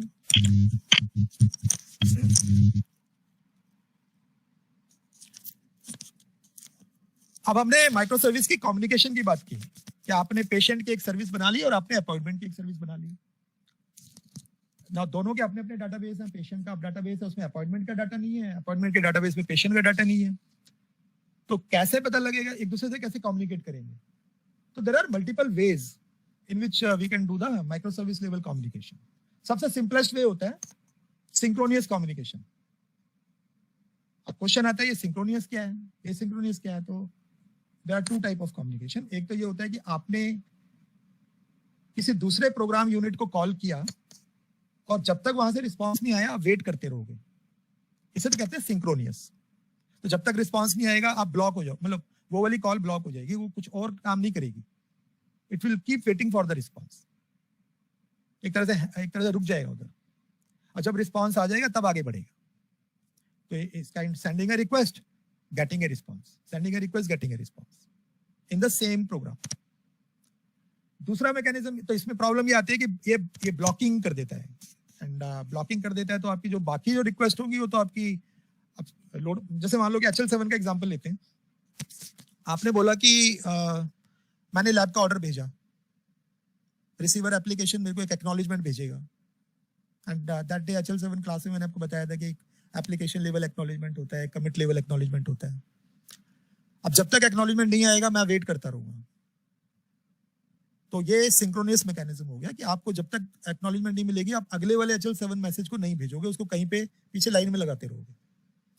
तो ऐसा भी हो सकता है कि अगर आपका रिस्पांस आने में डिले हो गया तो आपकी लाइन पीछे बहुत बड़ी हो जाएगी। And this typically happen in the life. आप किसी बैंक के क्यू काउंटर में खड़े हो, कोई एक बंदे का टेलर से कुछ अपना ट्रांजेक्शन कर रहा है, उसमें टाइम ज्यादा लग गया, पीछे लाइन लंबी लगती चली जाएगी। सो this is a synchronous way, block कर देता है वो। एसिंक्रोनियस ये होता है कि आपने रिक्वेस्ट भेजा, अब रिस्पांस आता रहेगा आराम से, आप आगे बढ़ जाओ। तो इसके अंदर आपको क्या होगा कि आपको बीच में एक क्यू की जरूरत पड़ती है, मैसेज क्यू। कि आपने अपना रिक्वेस्ट मैसेज क्यू को डाल दिया, दूसरा प्रोग्राम जो है वो उसको लिसन करता रहेगा, जब उसको लिसन करेगा उसको कुछ रिसीव करके वो उसका रिस्पांस आपको भेजेगा, but mean time you will continue your work. तो दिस इज एसिंक्रोनियस। तो सिंक्रोनियस कम्युनिकेशन में हम क्या करते हैं कि दो माइक्रो सर्विसेज के बीच में हम लोग एक रेस्ट क्लाइंट यूज करते हैं, HTTP क्लाइंट, फेन क्लाइंट भी बोलते हैं इसको कई बार। और जैसे हमें अपॉइंटमेंट और पेशेंट सर्विस के बीच में कॉल करानी है तो patient micro service can call the appointment service. तो जैसे पेशेंट में आपको चाहिए कि get all appointments of a particular patient, तो आप क्या होगा कि अपॉइंटमेंट सर्विस को आप पेशेंट आईडी भेजोगे, बस बाकी डाटा नहीं भेजोगे। तो पेशेंट का बाकी सारा डाटा तो पेशेंट के डाटाबेस में है, अपॉइंटमेंट सर्विस को ओनली पेशेंट आईडी चाहिए बस। अगर अपॉइंटमेंट सर्विस को आप पेशेंट आईडी भेज देते हो थ्रू द मैसेज क्यू, तो अब अगर आपको ये लॉजिक चाहिए कि give me all the appointments of this patient, तो ये कॉल आप पेशेंट सर्विस से डायरेक्टली करा सकते हो अपॉइंटमेंट सर्विस के। अपॉइंटमेंट सर्विस में आप मेथड लिखोगे क्योंकि वहां पेशेंट आईडी आपके पास ऑलरेडी है, तो आप लिखोगे कि इस पेशेंट आईडी की मुझे सारी अपॉइंटमेंट्स दो। ये एक आपने कंट्रोलर में एक मेथड लिख के उसका लॉजिक लिख दिया, और उसको आप अगर पेशेंट माइक्रो सर्विस से भी कॉल कराना चाहते हो तो आप एक HTTP क्लाइंट हम बोलते हैं उसको यूज करके आप उस कॉल को करा सकते हो। तो this is one way of communication between one micro service to another. ये भी एक तरह की रेस्ट कॉल होती है, डायरेक्टली या rest call between two services. लेकिन ये सिंक्रोनस कॉल होगी जब तक आपने एक रेस्ट API कॉल भेजी, उसको आपने कुछ रिक्वेस्ट पैरामीटर भेजा, जैसे पेशेंट आईडी भेजा, और उस पेशेंट आईडी के अगेंस्ट में सारी अपॉइंटमेंट्स आपको मिल जाएंगी। जब तक वो रिस्पांस आपके पास आता है आपका वो प्रोग्राम जो है उसका वेट करेगा बिफोर मूविंग फर्दर। तो this is one way of communicating the between the two micro service. दूसरा जो मेथड होता है वो एसिंक्रोनस होता है। तो उसके अंदर जैसा आप देख रहे हो कि पेशेंट माइक्रो सर्विस है, पेशेंट उसका डाटा पेशेंट डाटाबेस में है, अपॉइंटमेंट माइक्रो सर्विस का डाटा अपॉइंटमेंट माइक्रो सर्विस में है, दोनों के बीच में एक मैसेजिंग क्यू है, ये पिंक कलर का। तो पेशेंट माइक्रो सर्विस और अपॉइंटमेंट माइक्रो सर्विस में क्या होता है कि अपॉइंटमेंट में अगर कोई इवेंट जनरेट होती है तो ये उस इवेंट को पब्लिश कर देगा क्यू के अंदर, और पेशेंट माइक्रो सर्विस को अगर वो इवेंट से रिलेटेड कोई डाटा चाहिए तो वो उसको क्यू से रिसीव कर लेगा। तो इस समथिंग लाइक के ऑफिस बॉय होता है सचिन, वो जो मिठाइयाँ बढ़ती हैं तो वो एक ट्रे लेके आता है, सबके सामने आता चला जाता है कि अच्छा ये, फिर हम पूछते हैं किसका है भाई, वो वहां गया था, वो उस मंदिर में गया था। तो यहाँ पर वो सचिन जो होता है ना वो मैसेज क्यू की तरह एक्ट कर रहा होता है, और ट्रे को आप ऐसे लेके चलो, जो सीट होता है इस लाइक अ मैसेज, वो उसमें रखा है, बारी बारी आपके पास आता जाएगा, आप पिक करते जाओगे और आप खा लोगे उसको। तो इसी तरीके से कोई एक सर्विस तो अपना एक इवेंट का डाटा क्यू में डाल देगी, बाकी वो क्यू जो होती है उस इवेंट के डाटा को बाकी सर्विसेज तक पहुंचा देगा, और जिस सर्विस को चाहिए वो डाटा वो उसको यूज करके प्रोसेस कर सकती है। तो इसमें कोई भी डायरेक्ट इंटरेक्शन नहीं हो रहा सर्विसेज के बीच में, everything is happening through the queue. तो इसका मतलब जो इवेंट फॉरवर्ड हम बोल रही है, इवेंट क्या है? तो इवेंट भी एक तरह का डाटा स्ट्रक्चर है।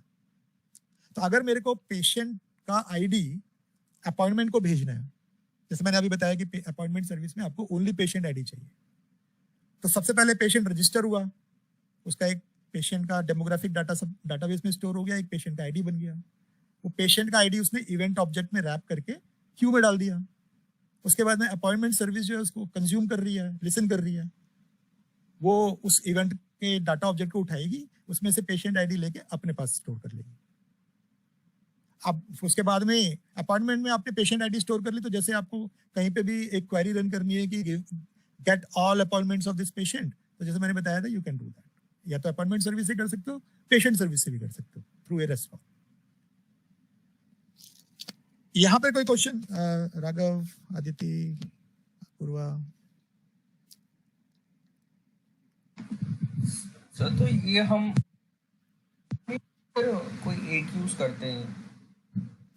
राघव दोबारा बोलो, आपकी वॉइस ब्रेक हो गई है। हेलो सर, मैं कह रहा हूँ कि हम दोनों यूज करेंगे, दोनों टाइप ऑफ कम्युनिकेशन, या फिर कोई एक प्रेफर करते हैं हम अबव द अदर? नहीं, आप कोई भी कर सकते हो डिपेंडिंग ऑन योर रिक्वायरमेंट। अब जैसे आपका ऑर्डर वाली फंक्शन, कहीं पर आपको इमीडिएटली कोई आईडी चाहिए, आप, क्योंकि एसिंक्रोनस में एक प्रॉब्लम ये भी है कि आपने क्यू में डाल दिया, अब दूसरा माइक्रो सर्विस कब रिसीव करेगा, तो बीच में थोड़ा गैप तो आएगा ना टाइम का, डिले आएगा। अगर आपको रन टाइम में आपको कोई प्रोग्रामिंग, आप लॉजिक लिख रहे हो कि आपको जैसे मान लो बिलिंग के अंदर आपको पेशेंट का आईडी चाहिए, और उस पेशेंट आईडी के बेस पे आगे कुछ आप प्रोसेस कर रहे हो, कोई लॉजिक कर रहे हो, you can not wait for the queue. तो उस केस में आपको इमीडिएटली आईडी, जहां पर आपको इमीडिएटली कोई डाटा चाहिए तो आप सीधा रेस्ट कॉल करके सीधा वो डाटा ले सकते हो और अपने प्रोग्राम में फंक्शन कर सकते हो। जहां पर आपको इस तरह से करना है कि जैसे पेशेंट का पूरा एक लॉजिक कंप्लीट हो गया, इसमें पेशेंट का डाटा डाटाबेस में सेव हो गया, अब उसकी पेशेंट आईडी आपकी क्यू में आ गई, और आपने बोला हुआ है इस हॉस्पिटल में पहले पेशेंट का रजिस्ट्रेशन होगा, उसके बाद में फॉर एग्जांपल अपॉइंटमेंट होगी, या पहले अपॉइंटमेंट होगी फिर रजिस्ट्रेशन होगा, तो बारी बारी से आपकी फंक्शनलिटीज हो रही हैं, एक साथ नहीं हो रही सारी चीजें। तो उस केस में आप जैसे ही एक फंक्शनलिटी कंप्लीट होती है, जैसे अपॉइंटमेंट कंप्लीट होता है, या तो वो एक आईडी जनरेट करके डाल देगा, और वो आईडी पास कर देगा as a event to the other service. जब वो वाली सर्विस का फंक्शनलिटी आप रन करोगे तो वो उस आईडी को फ्रॉम द क्यू रिसीव करके इट कैन हैंडल फॉर। तो शॉर्ट में अगर मैं बोलूं तो जहां भी आप डिले अफोर्ड कर सकते हो, एसिंक्रोनस कर लो, जहां आपको इमीडिएट प्रोसेसिंग में चाहिए आप सिंक्रोनस कॉल से भी कर सकते हो।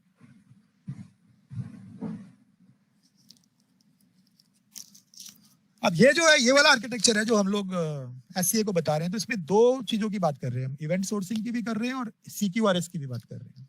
ये पहली बात तो ये दो अलग अलग डिजाइन पैटर्न्स हैं, ये सेम नहीं है। तो इवेंट सोर्सिंग तो जो मैंने अभी आपको बताया तो वही है, एक मैसेज क्यू होती है। तो नॉर्मली आप इसको ध्यान से देखो, तो पहले आप पेशेंट माइक्रो सर्विस के ब्लॉक को देखो जरा। तो सीक्यूआरएस का मतलब है कमांड क्वेरी रिस्पॉन्सिबिलिटी सेग्रीगेशन। तो इसका मतलब ये है कि command is your right operations and query is your read operation. Responsibility segregation यानी कि आप रीड और राइट की जो रिस्पॉन्सिबिलिटी है उसको सेग्रीगेट कर रहे हो। ये थोड़ा एडवांस आर्किटेक्चर में आ जाता है, छोटी स्मॉल स्केल एप्लीकेशंस में इसकी जरूरत नहीं हो सकती, ना भी हो तो चलता है। क्योंकि छोटी एप्लीकेशन है, ज्यादा वेंडर्स नहीं है, तो एक ही डाटाबेस में रीड करे राइट करे ज्यादा फर्क नहीं पड़ता। लेकिन अगर नेशनल लेवल पे कोई एप्लीकेशन बना रहे हो आप, बिग स्केल पे, आपके यूजर बेस बहुत ज्यादा होने वाला है, तो सेम डाटाबेस में अगर रीड भी करोगे राइट भी करोगे तो परफॉर्मेंस में इशू आता है। तो उसके लिए हम क्या करते हैं कि हर एक माइक्रो सर्विस का, मैंने आपको बताया कि अलग अलग डाटाबेस होता है, तो इसी तरह से पेशेंट माइक्रो सर्विस का एक इवेंट स्टोर है, जो आप लेफ्ट साइड में देख रहे हो, इवेंट स्टोर है उसका। इसी तरह से अपॉइंटमेंट माइक्रो सर्विस जो है आपकी पिंक बॉक्स जो राइट साइड में है, उसका इवेंट स्टोर अलग है। तो इवेंट स्टोर, जो भी आप राइट ट्रांजेक्शन कर रहे हो डाटाबेस में, वो इवेंट्स की फॉर्म में डाटाबेस में सेव हो रही है, and you have a separate event store. अब ये इवेंट क्या चीज है? तो मान लो आपने पेशेंट क्रिएट किया, patient creation is one event. उसके बाद में आपने पेशेंट के मोबाइल नंबर को अपडेट किया, तो mobile updation is another event.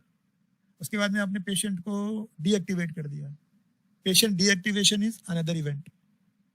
तो ये तीनों इवेंट नॉर्मल डाटाबेसिस में जो होता है, एक ही रिकॉर्ड के अंदर अपडेट होती रहती है। तो पहली बार जब पेशेंट क्रिएट किया, टेबल में एक रिकॉर्ड बन गया पेशेंट का, उसमें मोबाइल नंबर है, कुछ है, और आपका एक्टिवेशन फ्लैग जो है वो डीएक्टिवेशन फ्लैग आपका 0 है।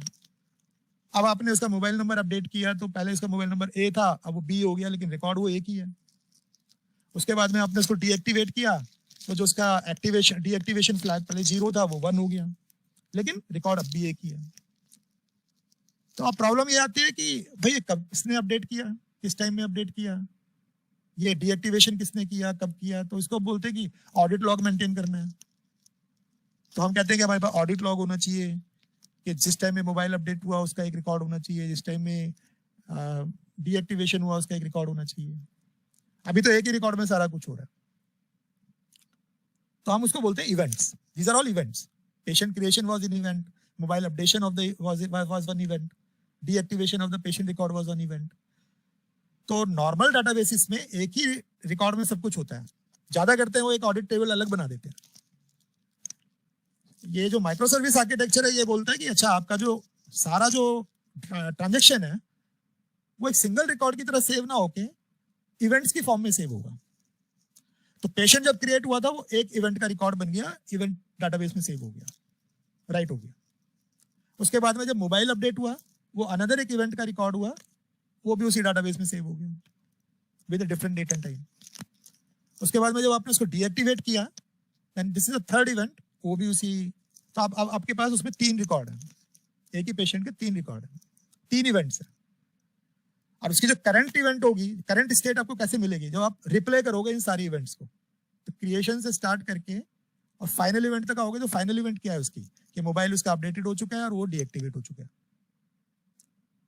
सो बैंकिंग ट्रांजेक्शन्स में ये बहुत जरूरी होता है, क्योंकि बैंक में आपने कब पैसे निकाले, अगर आप अपनी स्टेटमेंट देखोगे बैंक के अंदर, तो पूरा बताता है, इस एटीएम से इतने पैसे निकाले, इधर इतना डिपॉजिट किया, इधर इतना ट्रांसफर होके आया, इधर इतना मैंने ट्रांसफर किया। It tells each and everything. जो मेरी पासबुक होती है, it tells each and everything. तो event store is also kind of a passbook. वो पूरा एक एक रिकॉर्ड को मैनेज करता है, रेदर देन एक ही इवेंट के, एक ही रिकॉर्ड के। तो ऐसा करने के लिए आपको क्या करना पड़ेगा? पहला चेंज ये करना पड़ेगा कि जो राइट आप कर रहे हो डाटाबेस में, वो एक सिंगल रिकॉर्ड में नहीं करोगे, हर एक इवेंट को आप राइट करोगे डाटाबेस में। तो you need a event store. अब दूसरी बात हम ये बोलते हैं इवेंट सोर्स में, कि जो भी इवेंट एक माइक्रो सर्विस में होती है, जनरेट होती है, उसे हम कहते हैं इवेंट पब्लिशर, क्योंकि उसने इवेंट को पब्लिश कर दिया, उसने जनरेट कर दिया। वो मैसेज क्यू में वो इवेंट डाल देगा बाकी माइक्रो सर्विसेज के लिए, अगर उन्हें कुछ लेना देना है उससे। तो जो बाकी माइक्रो सर्विसेज हैं, वो थ्रू द मैसेज क्यू उस इवेंट को एक्सेस कर सकती है, और उसके बेस पर वो अपनी प्रोग्रामिंग कर सकती है। तो जैसे आपने अपॉइंटमेंट सर्विस और पेशेंट सर्विस के बीच में एक इवेंट जनरेट की, किसी हॉस्पिटल की रिक्वायरमेंट है कि पहले पेशेंट को आप अपॉइंटमेंट कर सकते हो, जब अपॉइंटमेंट वाला पेशेंट हॉस्पिटल में आएगा, चेक इन होगा, तब आप उसको रजिस्टर करोगे। तो अपॉइंटमेंट माइक्रो सर्विस में आपने पहले अपॉइंटमेंट बुक किया, तो appointment booking is one event. उसके बाद में जब पेशेंट हॉस्पिटल में आया, तो पेशेंट चेक इन, ये अनदर इवेंट है। ये दोनों इवेंट अपॉइंटमेंट के इवेंट स्टोर में पड़ी हुई है, और ये दोनों इवेंट उसने पब्लिश कर दी क्यू के अंदर। अब जैसे ही पेशेंट चेक इन वाली इवेंट आएगी, आपने पेशेंट माइक्रो सर्विस को सब्सक्राइब कराया हुआ है इस इवेंट के साथ, वो लिसन कर रहा है इसको। तो जैसे ही पेशेंट चेक इन होगा तो उस इवेंट के बेसिस पे आपका पेशेंट रजिस्ट्रेशन वाला लॉजिक रन करेगा और वो वहां से डाटा स्ट्रक्चर से जो जो उसको डाटा चाहिए उसको लेके पेशेंट को रजिस्टर कर देगा। So this way the two microservices are working together. They are communicating to each other. तो ये एक जगह पर इवेंट को पब्लिश किया जा रहा है, एक जगह पे इवेंट को कंज्यूम किया जा रहा है, and you need a Q. तो ये वाला काम जो होता है इसको हम बोलते हैं इवेंट सोर्सिंग। अच्छा Raghav and everyone in the team, पहले ये अब इतने तक के पॉइंट तक आपको कोई क्वेश्चन है प्लीज आस्क। इवेंट क्या होती है, क्यू क्या करता है, are you clear on this thing? Any question? ये वाला कम्युनिकेशन चैनल कौन से डिपार्टमेंट में यूज कर सकते हैं? Any example? देखो एक एग्जांपल तो मैंने आपको दिया है कि एक आपकी हॉस्पिटल के लिए आप प्रोग्राम बना रहे हो कि अपॉइंटमेंट तो कोई भी डॉक्टर पेशेंट कर सकता है बाहर से, आपने वेब अपॉइंटमेंट दिया हुआ है तो Yes. मैंने उसमें अपॉइंटमेंट दिया, लेकिन अपॉइंटमेंट करने का मतलब ये तो नहीं है कि वो रजिस्टर कर लेगा पेशेंट। पेशेंट को रजिस्टर वो तभी करेगा जब अपने फिक्स टाइम पर वो पेशेंट हॉस्पिटल आएगा और वो उसको रजिस्टर करेगा, ठीक है ना। तो पेशेंट तो जो अपॉइंटमेंट है उसमें आपके अलग अलग इवेंट हो जाएंगे कि अपॉइंटमेंट बुकिंग, अपॉइंटमेंट इसका अपॉइंटमेंट बुकिंग हो गया, उसके बाद में पेशेंट चेक इन हो गया, जब पेशेंट चेक होता है वहाँ पे। अब उसके बाद में पेशेंट रजिस्ट्रेशन को आपने बोला कि पेशेंट का जो रजिस्ट्रेशन इवेंट है वो होगा जब चेक इन हो जाएगी। तो पेशेंट चेक इन वाली जो इवेंट है उसके बेस पर पेशेंट का रजिस्ट्रेशन का लॉजिक डिपेंड करता है। तो ये एक वर्कफ्लो हो गया यहाँ पे कि पेशेंट रजिस्ट्रेशन तब होगा, तो आपने एक प्रोग्राम लिख दिया कि if patient check in then register patient.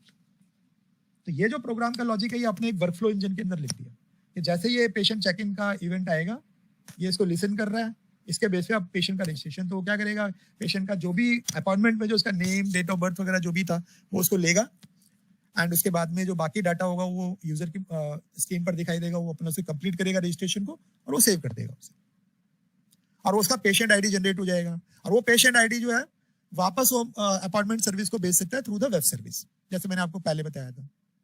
तो वो पेशेंट आईडी वहां भी सेव हो जाएगी। तो इस तरीके से आप डिफरेंट मैकेनिज्म्स। अब दूसरा एग्जांपल आपका जैसे बिलिंग का एग्जांपल है कि आपने कहा कि किसी हॉस्पिटल में रिक्वायरमेंट है प्री एपिसोडिक बिलिंग की। तो प्री एपिसोडिक बिलिंग में ये होता है कि अच्छा पहले आओ सर्विसेज लो अपनी, लास्ट में बिल पे करो।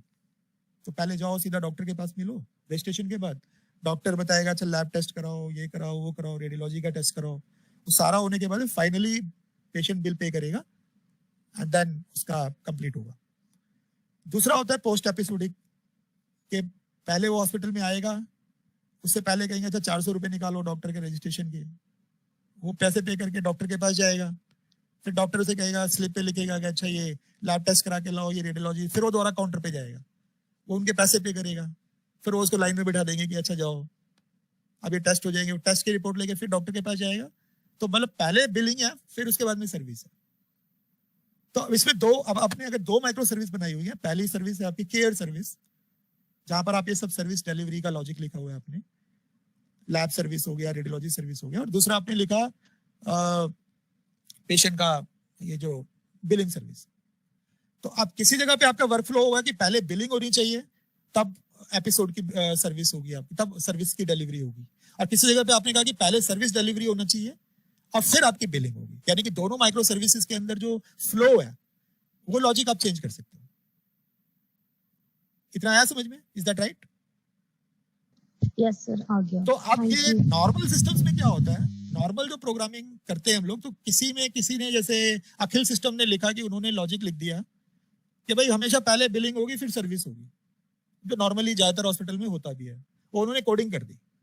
अब मैक्स हॉस्पिटल ने कहा कि नहीं, हमें तो पहले ऐसा चाहिए कि पहले सर्विस हो फिर बिलिंग हो, तो जाके उनका डेवलपर कोडिंग करेगा, उनके लिए चेंज करेगा।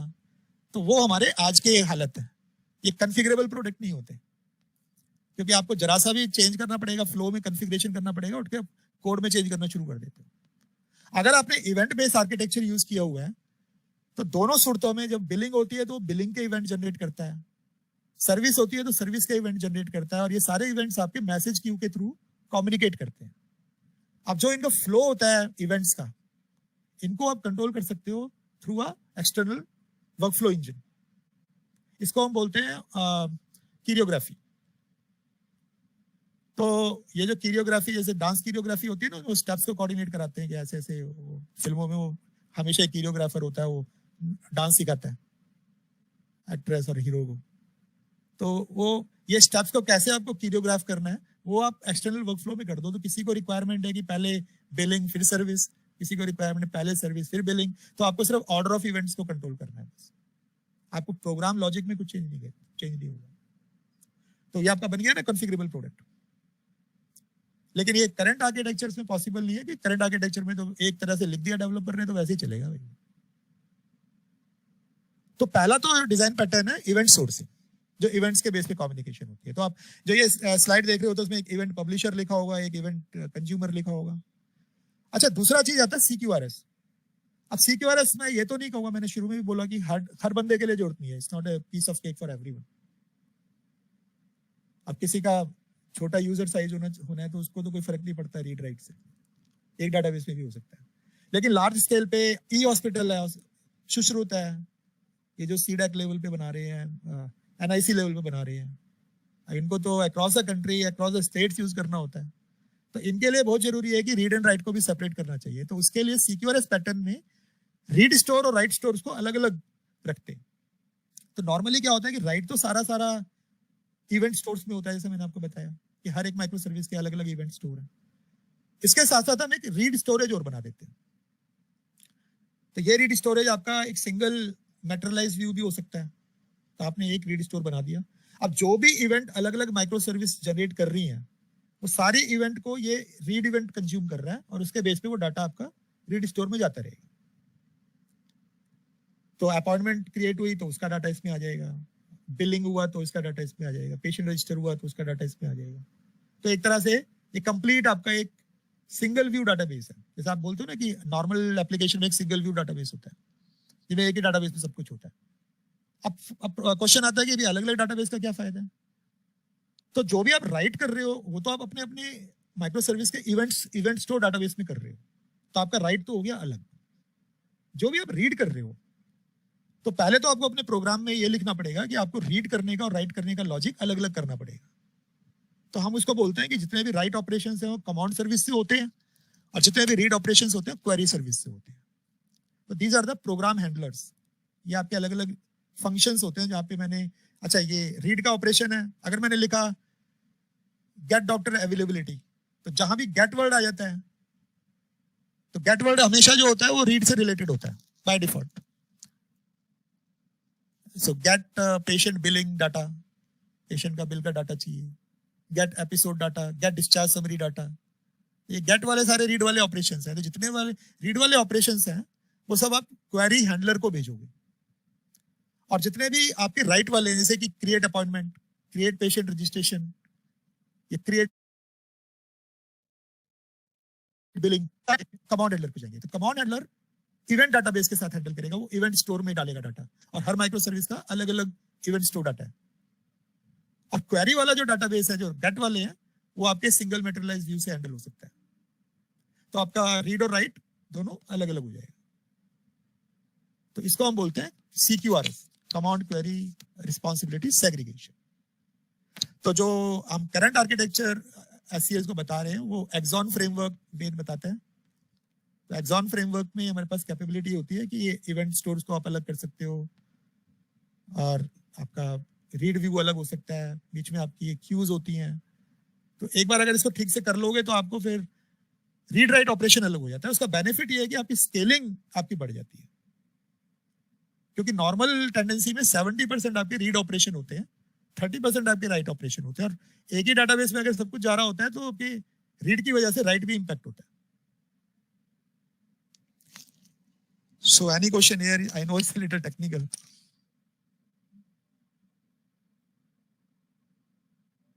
Analyst team, please feel free to ask अगर कोई डाउट है तो उसमें। नो सर, आ रहा है सब। और इसमें एक बात और है कि कमांड के लिए डाटा स्ट्रक्चर अलग होता है, रीड के लिए डाटा स्ट्रक्चर अलग होता है, इवेंट के लिए डाटा स्ट्रक्चर अलग होता है। तो डाटा स्ट्रक्चर जो बनाते हैं हम अंदर वो अलग अलग होते हैं इसके। तो सिंपल वे में अगर मैं बोलूं तो किसी को अगर आप कहो कि भाई अलग अलग माइक्रो सर्विस कर दो, मुझे इवेंट स्टोर अलग अलग रखना है, मुझे CQRS नहीं करना, चलेगा, कोई इश्यू नहीं है। तो वो यहां तक कर सकता है. This is also micro service architecture. कोई कहता है कि मेरे को ये भी चलो इवेंट भी नहीं हो पा रहा, मुझे सिर्फ इतना करना है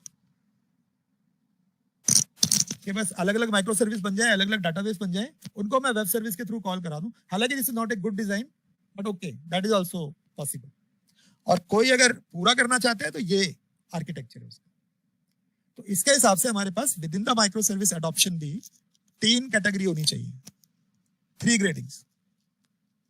तो कोई हाईएस्ट स्केल पे आना चाहता है तो ये फाइनल आर्किटेक्चर है, अदरवाइज ये और ये भी चलेगा.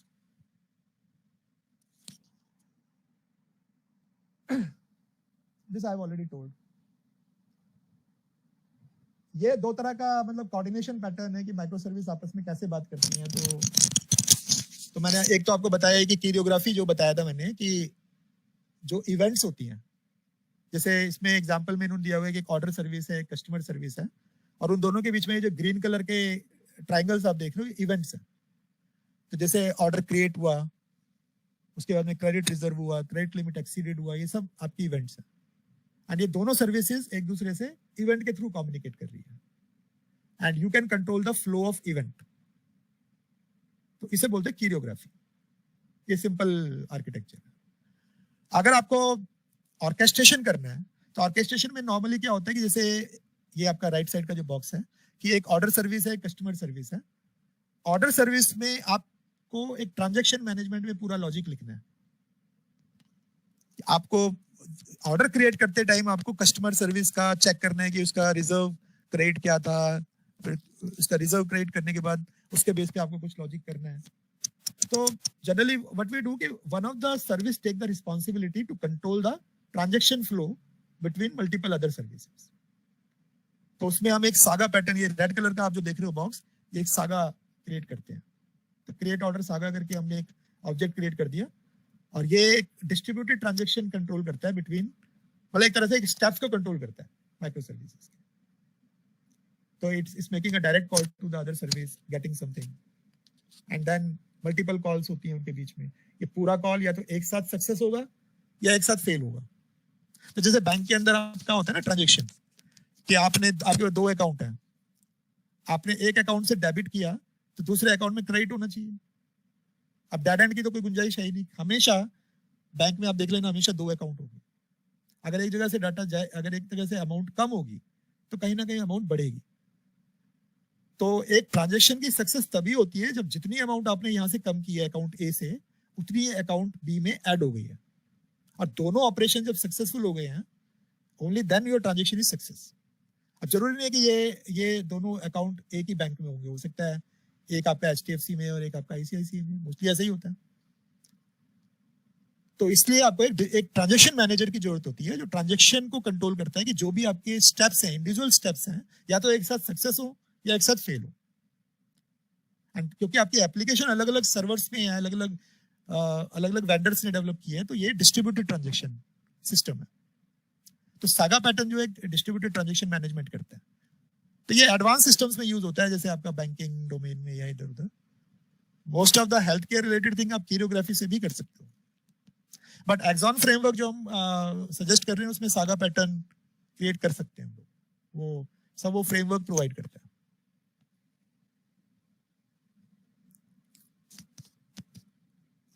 Somewhere I want to talk about one more thing.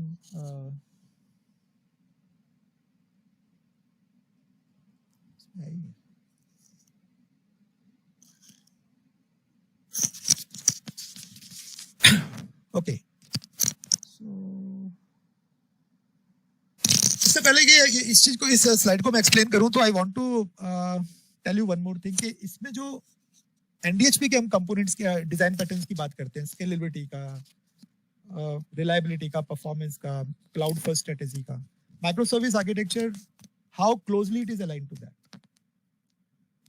तो इसमें कुछ कंपोनेंट्स होते हैं हमारे, जैसे API गेटवे मैंने एक बताया था आपको कि you always need few components. तो जो एंड ये कंपोनेंट आप अलग अलग टेक स्टैक में यूज कर सकते हो, टेक्नोलॉजी स्टैक में. नेटफ्लिक्स ऑर्गेनाइजेशन ने ये कंपोनेंट्स डेवलप किए थे स्प्रिंग बूट के अंदर, जो ओपन सोर्स कंपोनेंट्स हैं. तो ज्यादातर SCA मेंबर्स को वे जो है उसी को बता रहे हैं. तो उसमें आपका जैसे आता है, मान लीजिए यूरेका सर्वर होता है एक। यूरेका सर्वर आपका डिस्कवरी सर्वर होता है, सर्विस डिस्कवरी सर्वर। तो जितने भी आप माइक्रो सर्विसेज बनाते हो, चाहे 4 बनाओ, चाहे 40 बनाओ, चाहे 400 बनाओ, सारी सर्विसेज को आप रजिस्टर करोगे एक सर्विस डिस्कवरी सर्वर के अंदर, which is the Eureka server. अब उसका फायदा क्या है? उसका फायदा यह है कि अगर आप सर्विसेज को रजिस्टर नहीं करोगे तो हर सर्विस का आईपी एड्रेस, पोर्ट अलग अलग होगा और वो आपका हार्ड कोडेड होगा। कोई आपने एक एप्लीकेशन एक बॉक्स में डाली हुई है, उसका आईपी एड्रेस ए है, दूसरा कहीं डाली हुई है, उसका आईपी एड्रेस बी है। और ये भी पॉसिबल है कि आपका कि एक ही सिंगल सर्विस के मल्टीपल इंस्टेंस रन कर रहे हैं, तो उसके भी अलग अलग आपके सर्विसेज होंगी। तो अगर आपने हार्ड कोडेड आईपी एड्रेसेस वगैरह कर रखे हैं, तो जो आपकी रिक्वेस्ट आएगी उसको आपको लोड बैलेंस करना और रीच आउट करना, उसमें आपको लॉजिक में हार्ड कोड करना पड़ेगा, that will not be manageable. अगर आपको ऑटो स्केलिंग करनी है, जैसा हम क्लाउड में बोलते हैं कि लोड बढ़े तो आप ऑटोमेटिकली आपका स्केल अप हो जाए, ज्यादा इंस्टेंसेस पे लोड चला जाए, कम हो तो कम पे चला जाए, तो आपके पास अगर माइक्रो सर्विस के मल्टीपल नोड्स हैं तो आपके पास एक सर्वर होना चाहिए जो आपके डिफरेंट नोड्स के एड्रेसेस को रजिस्टर करके रखे। तो it's like a phone book. इस फोन बुक के अंदर सबके एड्रेसेस रजिस्टर्ड है। तो सबसे पहले रिक्वेस्ट आती है एपीआई गेटवे के पास, जिसको हम बोलते हैं जूल सर्वर, ZUUL, जूल। ये नेटफ्लिक्स में जूल सर्वर जो होता है ये एज सर्वर या एपीआई गेटवे सर्वर होता है। तो जितने भी कॉल्स आप मोबाइल से, वेब सर्वर से करते हो, ये गेटवे सर्वर के पास आती है। गेटवे सर्वर में इंटरनली जो होता है एक लोड बैलेंसर भी होता है, रिबन बोलते हैं हम इसको, RIBBON, रिबन। ये लोड बैलेंसिंग करता है। और अब इस रिक्वेस्ट को मान लीजिए इसको 4 माइक्रो सर्विसेज में डिस्ट्रीब्यूट करना है कि ये ऑर्डर की आई है रिक्वेस्ट, ये ऑर्डर माइक्रो सर्विस के पास जाएगी, ये बिल की है, ये पेशेंट रजिस्ट्रेशन की है, ये अपॉइंटमेंट की है। तो ये चारों माइक्रो सर्विसेज के एड्रेस जो होते हैं उसको वो सर्विस डिस्कवरी सर्वर से मिलते हैं, जो आपको यूरेका सर्वर है। तो इसका मतलब ये है कि जितने भी बाकी माइक्रो सर्विसेज होंगी वो क्लाइंट की तरह एक्ट करेंगी and they will first make a communication to the Eureka server. वहां जाके उनको रिस्पेक्टिव माइक्रो सर्विसेज के एड्रेसेस मिल जाएंगे और उन एड्रेसेस पे वो वेब कॉल को भेजेंगे। तो ये काम जो है एपीआई गेटवे, रिबन और यूरेका सर्वर, ये तीनों मिलके करते हैं। एपीआई गेटवे जो होता है, it receive all the call, वहां पर आप कॉमन सिक्योरिटी मैनेज कर सकते हो। ये एक तरह का मतलब कि वेब कंट्रोलर की तरह काम करता है, राउटिंग कर सकते हो। यूरेका सर्वर है, उसमें सारे के सारे आपके सर्विसेज रजिस्टर हो जाती हैं। रिबन जो होता है वो आपका लोड बैलेंसिंग करता है, तो रन टाइम पे कौन से इंस्टेंस को आपको रिक्वेस्ट भेजनी है एंड किस एड्रेस पे भेजनी है, तो ये यूरेका सर्वर की हेल्प लेके ये उसको ऑटोमेटिकली लोड को बैलेंस कर देता है। तो ये तीनों कंपोनेंट मिलके जो होता है आपका माइक्रो सर्विस आर्किटेक्चर को स्केल्ड अप आर्किटेक्चर बना देता है। तो ऑटोमेटिकली आपके कितने भी कॉल बढ़ जाए, आपका यूरेका सर्वर ऑटोमेटिकली जो है इंस्टेंसेस को लोड करेगा। तो जैसे क्लाउड में आपने कॉन्फ़िगरेशन को अपने एक्सटर्नल किया हुआ है, तो first you need to externalize the config. तो हमें एक कॉन्फ़िग सर्वर चाहिए होता है इसमें जितने भी कॉन्फ़िगरेशन पैरामीटर्स होते हैं वो अलग में एक्सटर्नल फाइल में लिखते हैं।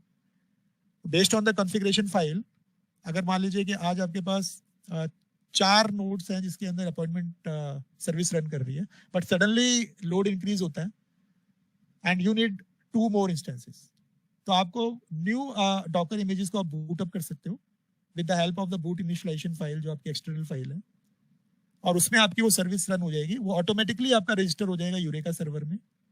यूरेका सर्वर में जब एक बार वो रजिस्टर हो जाएगा तो उसका जो एड्रेस होगा वो ऑटोमेटिकली एपीआई गेटवे को मिलना शुरू हो जाएगा, because it is acting like a client.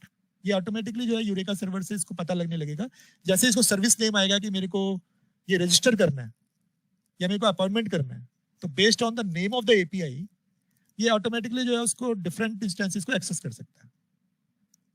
तो आप चाहे 4 पे रन कर लो या 10 पे कर लो या वापस 2 पे कर लो, आपको हार्ड कोडिंग करने की कोई जरूरत नहीं है।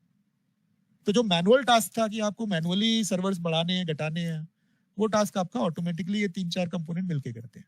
इसके अलावा फिर एक कंपोनेंट होता है हिस्ट्रिक्स।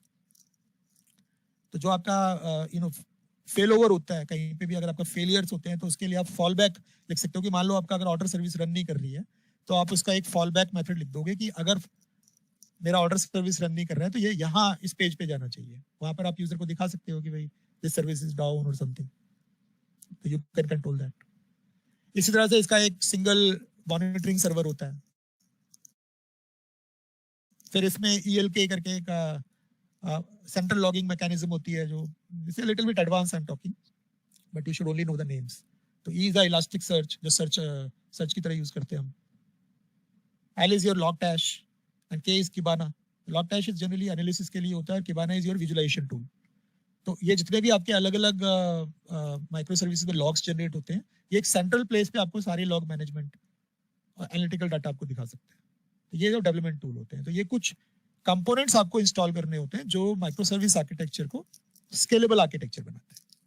सो मिनिमम मोटा मोटा अगर मैं आपको बताऊं तो आपको 3 चीजें याद रखनी चाहिए कि इसमें एक API गेटवे कंपोनेंट होता है, and as the name is telling कि ये गेटवे है। सारी API कॉल्स की रिक्वेस्ट एक जगह पे आएगी और ये उनको डिस्ट्रीब्यूट करेगा अलग अलग माइक्रो सर्विस में, number 1।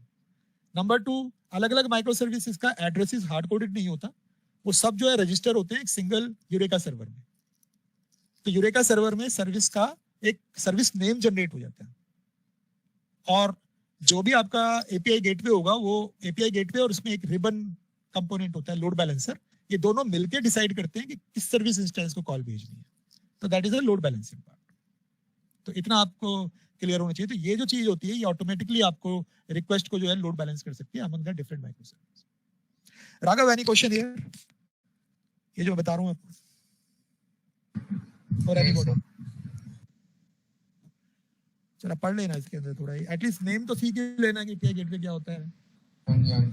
Joule server, eureka server. Now the current slide which is there, this is a bolt-on approach. तो इसके लिए एक डिजाइन पैटर्न होता है, स्ट्रैंगुलर design pattern.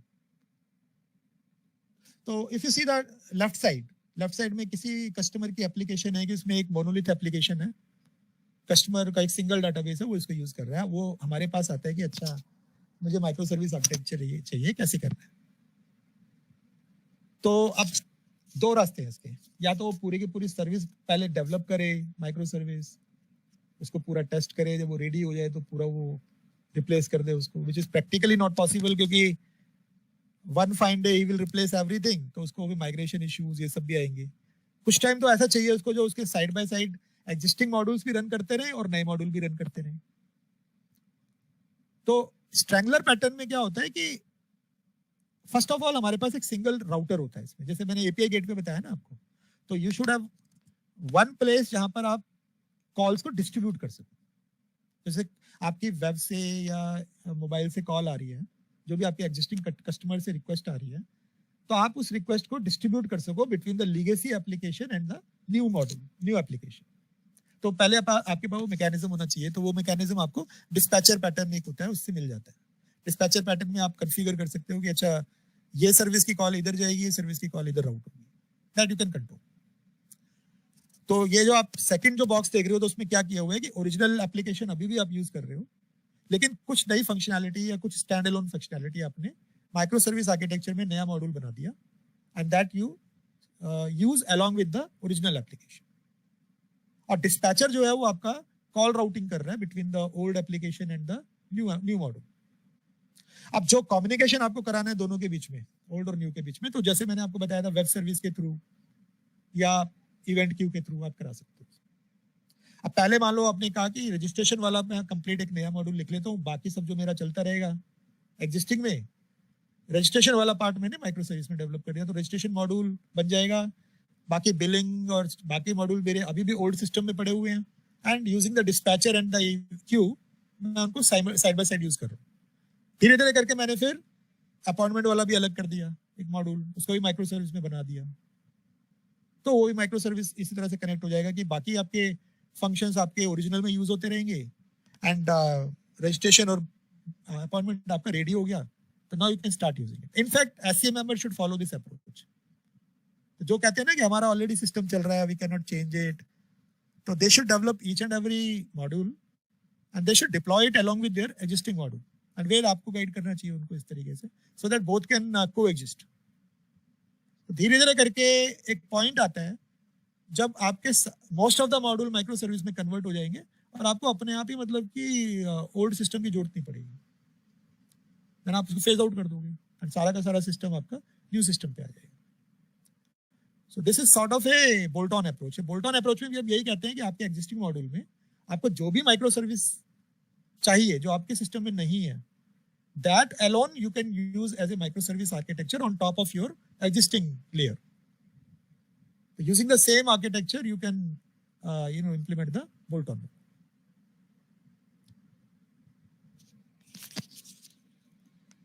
So any question here? No, sir. बाकी ये सब डिजाइन का था तो ये कुछ ज्यादा जरूरी नहीं है। तो ये जैसे हमने विजिट माइक्रो सर्विस बनाया था, तो करंट आर्किटेक्चर में जब डिजाइन एससीए मेंबर्स को वेद बताते हैं तो we have done 3 things in that. एक तो हमने एमडीडीएस के बेस पर सारा उनका एंटिटी टेबल्स वगैरह सब जनरेट कर दिया है, मैपिंग कर दिया है, पूरा डाटा मॉडल हमने डिफाइन कर दिया है। सेकेंडली हमने उनकी कमांड्स, इवेंट्स, क्वेरीज डिस्क्राइब कर दी है। कमांड जैसे मैंने तुम्हें बताया था कि कमांड सारा राइट ऑपरेशन होता है। तो राइट में जैसे ये पेशेंट रजिस्ट्रेशन का एग्जांपल आप देख रहे हो, तो create patient, update patient, merge patient, unmerge patient, link patient. And please remember कि जो डिजाइन हम दे रहे हैं this is not a comprehensive design, this is MVP design, क्योंकि ये प्रैक्टिकली पॉसिबल भी नहीं है कि पूरी दुनिया जान की चीजें हम लिख देंगे। तो we are giving them the MVP design. अब किसी को कुछ और डेवलप करना है तो using the same style they can develop more things और they can add more elements, तो कोई इशू नहीं है। तो command is everything what they are writing in the database. उसके बाद में जब भी वो डाटाबेस में राइट करते हैं तो जैसे मैंने बताया तो इवेंट जनरेट होंगी। तो क्या क्या इवेंट जनरेट होगी? जैसे पेशेंट क्रिएट किया आपने तो patient created is one event, कुछ अपडेशन किया पेशेंट में तो patient updation is another event, patient को मर्ज किया तो merge patient is another event, so on. तो ये सारे इवेंट्स, तो हमने सारी इवेंट डिस्क्राइब कर दी हैं, उनके डाटा डेफिनेशंस दे दिए कि हर इवेंट का ये डाटा होगा। एंड देन क्वेरीज, कि अगर पेशेंट माइक्रो सर्विस से रिलेटेड क्वेरीज आएंगी तो what are the common queries. तो जैसे मैंने बोला कि get patient by care provider, इस डॉक्टर के कितने पेशेंट्स हैं, या get patient based on ID, या get patient registered on a date. तो ये सब ईच डिजाइन डॉक्यूमेंट जो हमने बनाया है, तो each design document we are giving 4 things. Number 1, we are giving all the MDDS mapped entity tables, then we are giving all the commands, all the queries and all the events. और सभी जो SCA members हैं उनको हम सबसे पहले guide करते हैं कि एनवायरनमेंट कैसे सेटअप करना है, डेवऑप कैसे सेटअप करना है। तो जैसे मैंने आपको बताया कि you need the discovery server, you need the API gateway, उससे पहले आपको डॉकर इमेजेस बनानी है, and then you need the message queue जिससे आप इंटरेक्ट कर सको। अगर आपको कंप्लीट सीक्यूआरएस करना है तो एक्सॉन फ्रेमवर्क यूज करो, आपको कंप्लीट नहीं करना है तो सिंपल आप कर सकते हो। तो that is a choice each SCA member can do, and they have to follow this kind of design. So that's all from my side. Any questions, please feel free to ask.